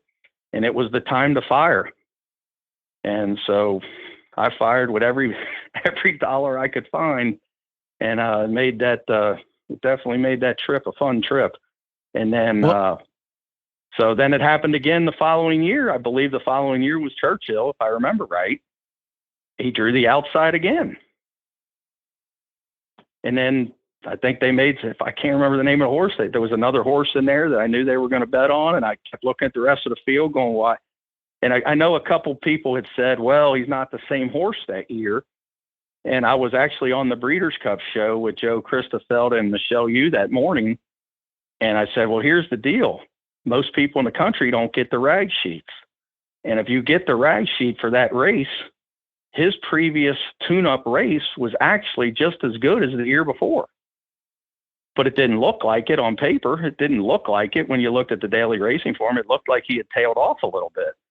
So I was like, well, if rag's right, and they usually are in them big graded stakes races, the post was right, the field was right. All he had to do was run the same number he had run the previous year, and there was no way he could lose. So again, I took a shot and I fired, and but those are the kind of races, the greatest stakes, where I know I've got them over a barrel on the outside, just like Bright Work today. But I've got that 7, 8, 9 hole in a dirt sprint where I know I've got the tactical advantage to where it takes a lot of it out of the rider. The rider don't have to make a lot of decisions. He's going to fall out of the gate in the right spot. And, I don't have to weave through traffic. I never make gigantic bets on the turf. And I know a lot of guys will cringe at that. It's just so trip dependent to where they get blocked, they get chopped, they get stuck. And it's like, God, I get so frustrated to where I'm not saying I never bet on a turf horse, but I just don't make gigantic bets on those kind of races. I just don't. Yeah, and it's by tracking your play and doing some serious, reflection on where you're good and bad, you've been able to learn this about your play, right? Right, exactly. And I got heartbroken too a couple years. Well, it's been several years now, when Tora Lore and my friend Julian Lay Peru pumped his fist, and I almost fell on the floor at Churchill Downs because I had him in a million bets and thought that he won. And then the slow motion, we saw that he didn't win, and Court Vision won. And ever since then, I'm just like, you can bet on the best horse so many times on the turf and not win because of trip. Where if it's 6.5 on the turf or on the dirt, and it's a 8-10 horse field, something like that, you can usually throw 5 of them out. You really can. Because the numbers just scream, and the post positions are so obvious, and the good riders and the good trainers and the class levels. I just think all these speed figures out there are way better on dirt than they are on turf. And I could be wrong on that. I really believe that, though, that you see more horses that are 62 buyers beating horses that are 75 buyers on turf than you ever do on dirt. Yeah, I don't think anyone would argue that. It used to be just a numbers thing, that there were, most tracks would run a few turf races a day at the most. Now they run a lot more, so there's a bigger sample size, but it's always hard to make figures on turf in the past because just you had so few races.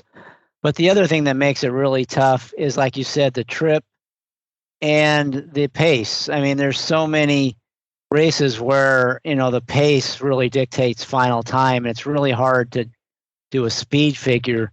When you have 2 turf races, one of them's run 50 at the half and the other they go 48 for a half mile.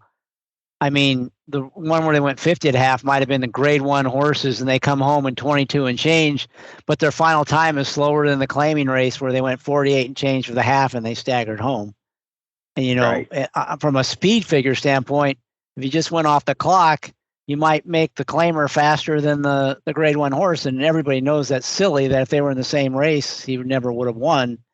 That's the dilemma you have with the turf racing. So a lot of times those figures end up just being more like a time form Europe kind of class number, where they just project off of the other horses in the race.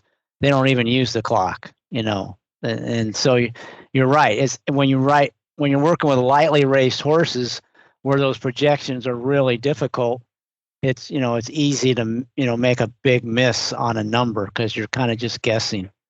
So I don't want to get into a big figure making discussion, but I think most figure makers would agree with you that the dirt and turf, the dirt's easier to do. But then there is the other thing, though, that helps a little bit on the turf side, is those horses tend to be a little more consistent. They don't throw in total non-efforts like you see a lot of times on dirt. So that makes it, that helps a little bit. But I think you're absolutely right. Those numbers are more reliable on the dirt. Dirt racing is just, there's less variance, is the way I describe it. Exactly. And I think, Chris, that's where notes come in too, to where Like the other day when the horse broke down New York Thunder, the one thing nobody else is talking about is nobody else in that race ran either. The other horses in that race, good horses, were pulling up and not running very well. They were treading water because that rain hit. They didn't seal the track. So you have to make notes on that. All those horses that ran third, fourth, and fifth that look like, oh man, what a terrible race. You got to make notes and say, throw that race out. Rain hit, goofy track, just ignore it. And a lot of times you can get horses coming back off of those kind of efforts and really get a solid price. They draw the outside. There's a horse on the inside that's favored. Everybody's staring at fourth by 25 lengths. And, oh man, that horse got drilled last time. Well, if you know that was a goofy track, you got your notes. And I've got over 20,000 notes in my system. And I take a note on almost every 2-year-old at Saratoga and Churchill, every single 2-year-old, because I love one-start horses, and I'm just screaming that, all right, this one's a bet back, this one's a bet back. Now, of course, they got to be in the right race because that's where the class handicapping comes in. You got to make sure they're in where they belong. But a lot of times you can get 60 buyer, 65 buyer in a maiden race, just broke sixth, ran fourth, and nobody will bet on them. And you can really get some nice Cox paid $10 again today, 4-to-1 shot, one start, just looked like a normal horse, but then the Cox the other day ran into a buzzsaw. The Pletcher ran off the screen. He was ready to win second time out. He beat the third horse by 10 lengths, but sometimes you run into buzzsaws, but the price was right. He was 4-to-1. You get through. I love betting horses somewhere between 2.5, 4, 5-to-1. That's kind of my area where I really get excited if the price is going to hold.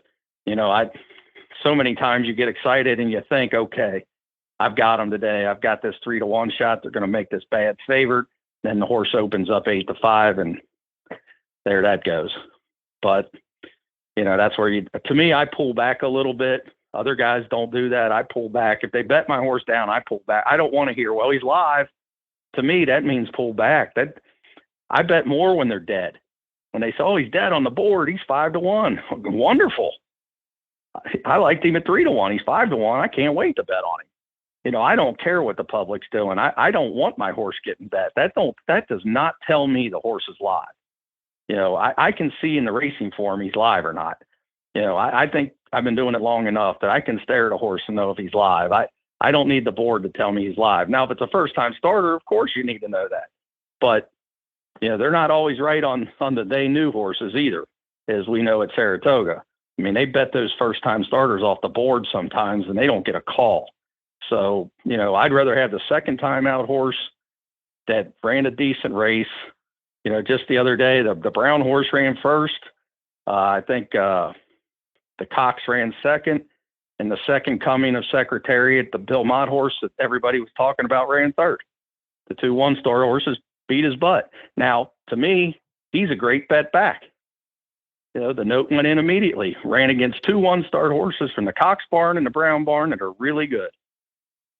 When they send him hopefully to Keeneland or somewhere, we might get 3-to-1 on him or 4-to-1 on him. That's the kind of stuff I do that most people don't do. I'm taking notes. Sunday nights, Sunday afternoons, that's my day. Monday morning, I'm constantly taking note after note after note. But it's not on the $10,000 claimer. I don't care about it. It's the maidens, it's the allowance horses, it's the graded horses that I know I'm going to fire on if I got a chance. So in that case where, you had 3-to-1, you're thinking you're going to get 3-to-1, you liked him at 3-to-1, gets bet down to 8-to-5, you still have some number in your head where you think's fair value, and below that you're not going to play, and above that you will? Yeah, usually if I can get 8-to-5, 9-to-5, I'll take about half of what I was going to play, and maybe I'll still bet, or I'll start really digging for the doubles at that point too, and start looking at will pays around him. So, well, let's see, the race before, it's too early, you wouldn't know, but you might be able to know just by the will pay that he's going to get hammered. You can see if those doubles are too low, you're like, uh-oh, he's favored. So maybe we do need to bake this bet now, before he opens even money. And, if I can find one or two or three of them, I never take more than three. I'd rather go 3x1. A lot of guys go 2x2. I never do that. I'm either 3x1 or 2x1 is the way I like to play doubles. And if I do go to a third one, he's got to be a price. I'm not taking the three favorites. You'll never see me make doubles with, my 8-5 shot, and I've got 2-1, 3-1, and 4-1 in the doubles, and the doubles are paying $8, $12, and $20. I'm not doing that. But if I can find a horse based on a post position, maybe a horse in the 8, 9, or 10 hole at Saratoga going 7 or 6 that might be 6 or 8-1, and I can eliminate one of the favorites maybe from the inside. Because if I blow the double into the horse, I can always bet on the horse if I want to. I blow the double, and I hate doing that because it's bad karma. Because if you blow the double, you're probably going to get beat. At least in my mind, I get like that sometimes. I'll be like, well, bad day, pull up. My brother and I argue about that all the time. He'll say, bad day, you got to stack up. I'm like, I don't have your kind of money. Bad day means pull up, come back tomorrow. There's many days if things are going bad. The sixth race, I turn the computer off and take a walk. I'm done. I'll just say, well, I made 2 of my 3 bets. I blew them both. I'm done. And I just walk away because I can just feel it. We all get those vibes. And if I start to feel that it's going bad, I'm done because I've already prepared 2 days ahead. So I know what's coming tomorrow. I might really like a horse tomorrow. So I'm pulling up, and tomorrow's a better day, especially if it's pouring down rain like half the meet at Saratoga. You got to be able to pull up. Well, that would take a little self-discipline there for sure, though. But so it kind of sounds like you are a little bit of a kind of a feel player on the day. So if you start off hot, you may bet more in the latter races. If you're not seeing the ball at all, halfway or 2/3 of the way through the card, you might pack it in. Is that a fair characterization? That is very true. That is very true. Unless I know that my best play is at the end of the day and I'm just messing around. But if I've got 2 or 3 serious plays earlier in the day and I don't come close, and I've got a play like maybe in the last or the feature or something, one of my favorite things to do is to bet against a big favorite in all these feature races at Saratoga and Keeneland. That's another stat thing that I got into years ago, just staring at these under even money. I call them the big name horses. God, they get beat so often. The Cody's Wishes of the world, the Jackie's Warriors of the world, they get beat so often at short prices at these big, big, big meets. And I just assume, if I can find the 3-1 that I like better, I will take a heck of a shot. I'm so mad at myself for missing White Abarrio because the note was there. I bet on White Abarrio in the mile race, and I can show you the note. I've got a lengthy note. This horse ran a great race, world of trouble, showed all the heart in the world. This horse is really responding to Dutro's training. Next time, you've got to bet. They put him in that race, and I got scared. I looked and saw Cody's Wish. I saw Zandon. I was like, oh, man, I don't know if he can win. Can he go a mile and an eighth? And I backed off. I was throwing stuff halfway around the turn when I knew he was going to win easy. I was throwing stuff. I was so mad at myself. But again, that gets back to an hour ago. You got to be confident. You got to be seeing the ball. You got to know that you put in the work. But we all mess up. You got to know that I put in the work. I took the note. I know what I saw. The number backed it up. I know this horse is sitting on a big race, and I didn't pull the trigger. But, that's why the game's so hard, Chris. That's why the game's so hard. I should have made at least $3,000 or $4,000 off of him that day. And I don't, the Breeders' Cup's a whole different race. I don't know where he'll fit yet with the 3-year-olds. You know, that's going to be a hell of a race, and it's a mile and a quarter, and it's all the way across the coast, and you know, that's a whole different ball game. So I'm hoping Breeders' Cup Day that I can find somebody in that filly and mare sprint or the Breeders' Cup Dirt sprint that draws the outside and tactical to where I can zero my whole 2 days around that horse. That's you're looking for another Roy H, right? That's what you're looking for. Yeah. Yep. I'm looking for another, or a groupie doll. I didn't mention that when I clocked her a couple times in her career where I just absolutely obliterated her, you know, to where nobody believed. They just kept staring at that trainer going, well, can he really win against the good horse, you know, against the Bafferts and this and that? But she was just a freak, and she drew the right posts at the right time, and she made her run. And, you know, there's horses like that in the Breeders' Cups and on these big days that you can really zero in on. And, you know, these big favorites, just because they got gaudy numbers, don't mean they always have to win. And, you know, that's why I always recommend to people, if you really, really like a big favorite that's 3 to 5, maybe play to pick 5 or just don't play. You know, I try to zero in on them 2 to 3 to 1 shots, 4 to 1 shots, 5 to 1 shots, and really try to drill those horses. So I'm going to kind of get to some of the questions I asked near the end here that I kind of sum things up. So what do you think is the biggest mistake that most players make? Budget. They bring $100 to the track and then they bet $10 on 10 races. They don't skew their budgets properly. I think betting is even harder than handicapping, and we all struggle with it. You know, how much of our budget are we putting towards the action bets when you're sitting there and you're bored and it's 38 minutes to the next Saratoga race and you're twiddling your fingers and you look up and see 2 minutes to Gulfstream and, well, here, who do I like at Gulfstream? Hurry up, let's look. Oh, okay, go up and you bet 20 to win in place, or you go up and bet, you know, $20 this or $20 that. Next thing you know, you're down $40 that you should have never even played. And I think that's the biggest thing with 9 out of 10 guys that I've went to the track with and that I hang around. The action bets kill them. It just kills them because they cannot pass a race, and they can't even pass a TV race. I mean, as soon as they look up and see 3 minutes to post somewhere, they got to bet. And that's just, you have zero chance when you're doing that. When at the end of the day, you look down, you bet 5 tracks, you have zero chance to win. Stick to one track or maybe a spot play at a second track, and that's it. I mean, you just can't, you can't every time it's 5 minutes to post, start flipping pages in the program and hurry up and run up and bet. You have zero chance. You might as well go spend the $8 on the beer. So I would summarize that as being, you have to, first of all, not play every race, pick your spots.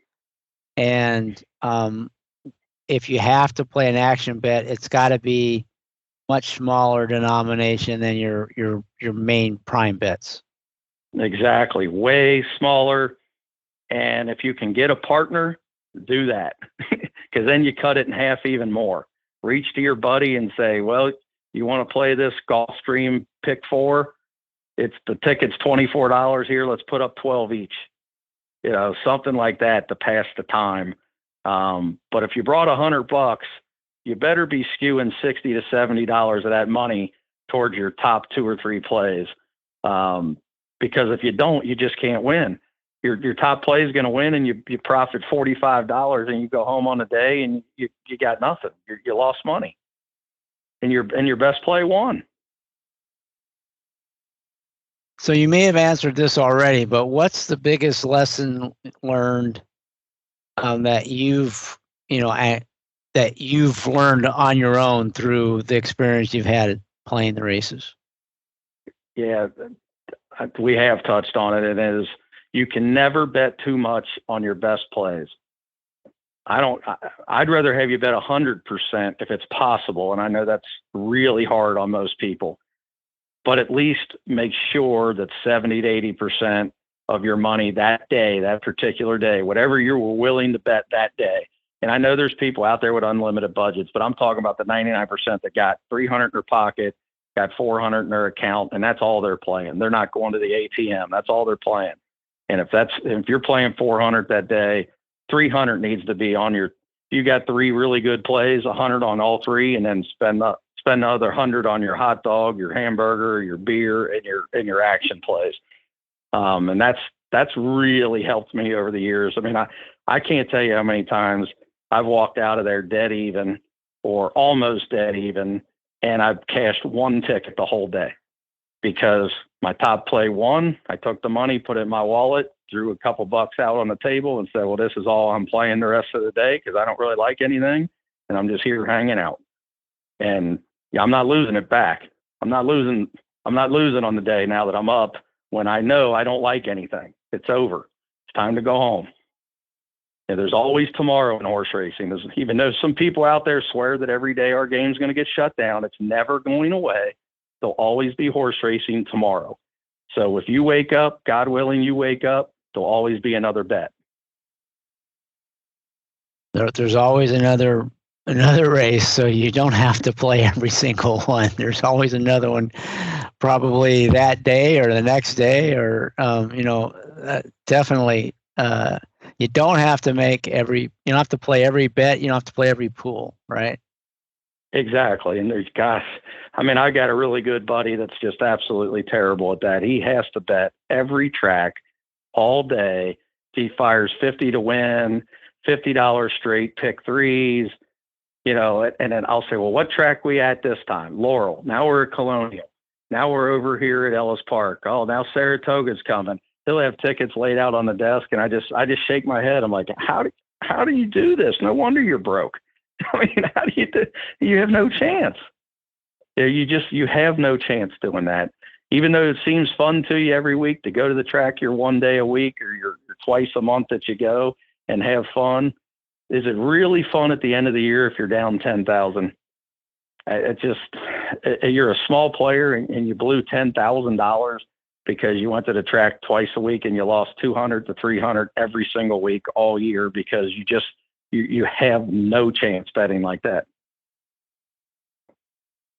Yes, I totally agree with you there. It's always more fun to win, and even if you're playing for fun, it's a little more fun if you actually maybe not win long term, but at least have an approach that gives you a chance to have a good day or a good week or a good year if things break your way. Yeah, and I even say this to the smaller players. I have no problem with them betting win in place. I know a lot of the bigger bettors really cringe at that, and I cringe at it. But in my experience with guys that bring $100 to the track, telling them to bet 10-10 on a horse instead of 20 to win, it's because they need the money to come back to them. If they bet on the horse and he loses, they're not reaching for more money. Once that 100's gone, it's gone. Where if 2 of the 3 horses you gave them run second and they get their $15 back, they got $30 still sitting there that they can make a bet before they go home or in the late double or something. And, as I say, stay in action with the smaller players. You got to keep yourself in action. Don't go firing on 100 different races to where, you get to your last couple opinions and you got no money because you blew it all betting your action bets, So that's the only time I ever tell anybody it's okay to bet win in place if you're a small player because keep you in action a little bit longer. Yeah, if they have to bet every race, but probably better advice would be, bet the 20 to win, but only on, instead of all the races, only on half of them that you think are the best place, and then Exactly. They're probably more likely to cash, and they're more likely to make it to the end of the card with some bankroll, and they're more likely to end up making more or losing less long term. Exactly. Take 25 to win on 3 horses instead of 10 to win on 7 horses. You got a way better chance. All right. So I mean, the time has flown, but I don't want to take too much more of your time. But I usually like to end with 2 questions. first of all, if you could do anything, you had the magic wand to improve, the racing game, what would you do? Number one, I'd bring back Lasix for every single horse and every single race. I think it's ridiculous. That's just my opinion. That would be number one. I would make a national commissioner, not a politician, a commissioner, a real live commissioner with authority. And then I would also change to the European rule for DQs. I hate all these DQs. 90% of the time, I think a horse should stay up. I think we take too many horses down for too few reasons. And I'd rather see them sit the rider, find the rider, and leave the horse up for the better, is my opinion. I would quit taking horses down over minor infractions. And, people say, well, then all right, it'll just kill somebody. No, he won't. Not if he lugs in and race rides somebody and you sit him down for 5 days. You know how much money that would cost him? You sit him down for 5 days at Saratoga, that might cost him $50,000. That's going to bother him way more than taking head horse down. That's my opinion, those three things. But I think the game's hard enough. I don't think horses are benefiting from no Lasix. They'll never sell me on that. And I know too many vets that think it's preposterous what we're doing to take it away in this race, but not in that race. And there's a reason grade threes can't fill anywhere. We can't fill these grade three races because if you have an optional 62.5 claiming horse that can run for $130,000 purse with Lasix, why would you enter in a grade three and run without it and risk one of your top money making horses? A lot of these moderate to small barns, that's their horse. That's their big horse. They're not going to risk that horse. There's no reason to. I would never run a horse without Lasix. If I owned 2-year-olds, I would just wait till they're 3. I just think it's ridiculous to run these babies without Lasix. But again, I know there's going to be vets out there that think I'm nuts on that. But if I was in charge, that's exactly what I would do. I would bring back Lasix in a second, have a national commissioner for sure, and I would immediately change the DQ rules. All right. Well, you had that one. You nailed that one. You clearly had thought about those things and feel pretty strongly about it. So I'm impressed at how you laid that out really clearly. All right. So I want to end on a high note. And you may have already answered this question as well, but I like to talk about a memorable score. It doesn't have to be a big score, but it's one that you look back on fondly. That was one of your highlights of your horse playing career. So maybe share that with us. I know maybe it's Roy H., but maybe it's something else. Well, I'll share a different one, and this is because I was in half with my dad, which is always awesome, and we were down at Churchill for the Breeders' Cup, sitting in the Churchill Downs room, and we were betting the pick 4, and we had our budget, and I started to put the tickets together. And at that time I was using the old ticket maker that they took away from us all at DRF. I wish they would bring that back, guys, bring that back for all the players. But I loved Goldacova. I looked at the dirt mile and I said, Dad, something crazy is going to happen here. And I hit the all button. Then we get to the turf, the Breeders' Cup turf, and I said, Dad, this big favorite from Europe's not going to win, but one of these other Europeans are going to win. I'm just convinced of it. So let's take those. And because Blame had won so much money for me throughout the summer, I said, I know you're going to make me take Zenyatta, but I'm taking Blame too. I'm not singling Zenyatta. So we developed the ticket. It was, I think it was 12 times 1 times 3 times 2. So it didn't cost that much. And we had it for $10. So of course, Dakota Phone won the dirt mile and paid like $100 or something crazy. Goldacova win easy. And then Dangerous Midge win paid like $20, $25 or something on the turf. And so coming into the classic, Zenyatta, we were getting back about 40,000. We were getting like 80,000 if Blame won. So we walked outside. We're on the 3rd floor out there past the finish line. And when they turned for home on the big screen, I could see Blame splitting horses. And I started running. I started running from the finish line towards the big screen. I don't know why I was doing it, but I was running, screaming for Garrett Gomez. Say, keep riding, Garrett, keep riding, Garrett. And then my dad said it was so funny, and I hope I'm allowed to say this word, but I was screaming, the big bitch is coming. The big bitch is coming. You got to ride. You got to ride. You got to ride. And I'm jumping and running down the platform. And I'm like almost at the end of the grandstand as they hit the wire, and they're behind me, and all I can see on the big screen is it's a photo. So I turned, and my dad's sprinting down the runway and just jumps in my arms and is like, Blame held on, Blame held on. And we are just going berserk. And we walk into the Churchill Downs room to cast, and I'm telling you, it was a morgue. It was a morgue. People were crying. And I got quiet real quick, and the teller, who was about a 65-year-old woman that I've been betting with all day, come running around the line. She jumps in my arms and like, you guys got it. You guys got it. And the whole place is staring at us like we just shot their dog. And I didn't know what to do. So I finally just looked at everybody and I was like, what? She's still a champion. Who cares? She lost a race. It's okay. And nobody even smiled. They just turned and all started walking out. And I looked at my dad. I was like, just get the money before somebody kills us.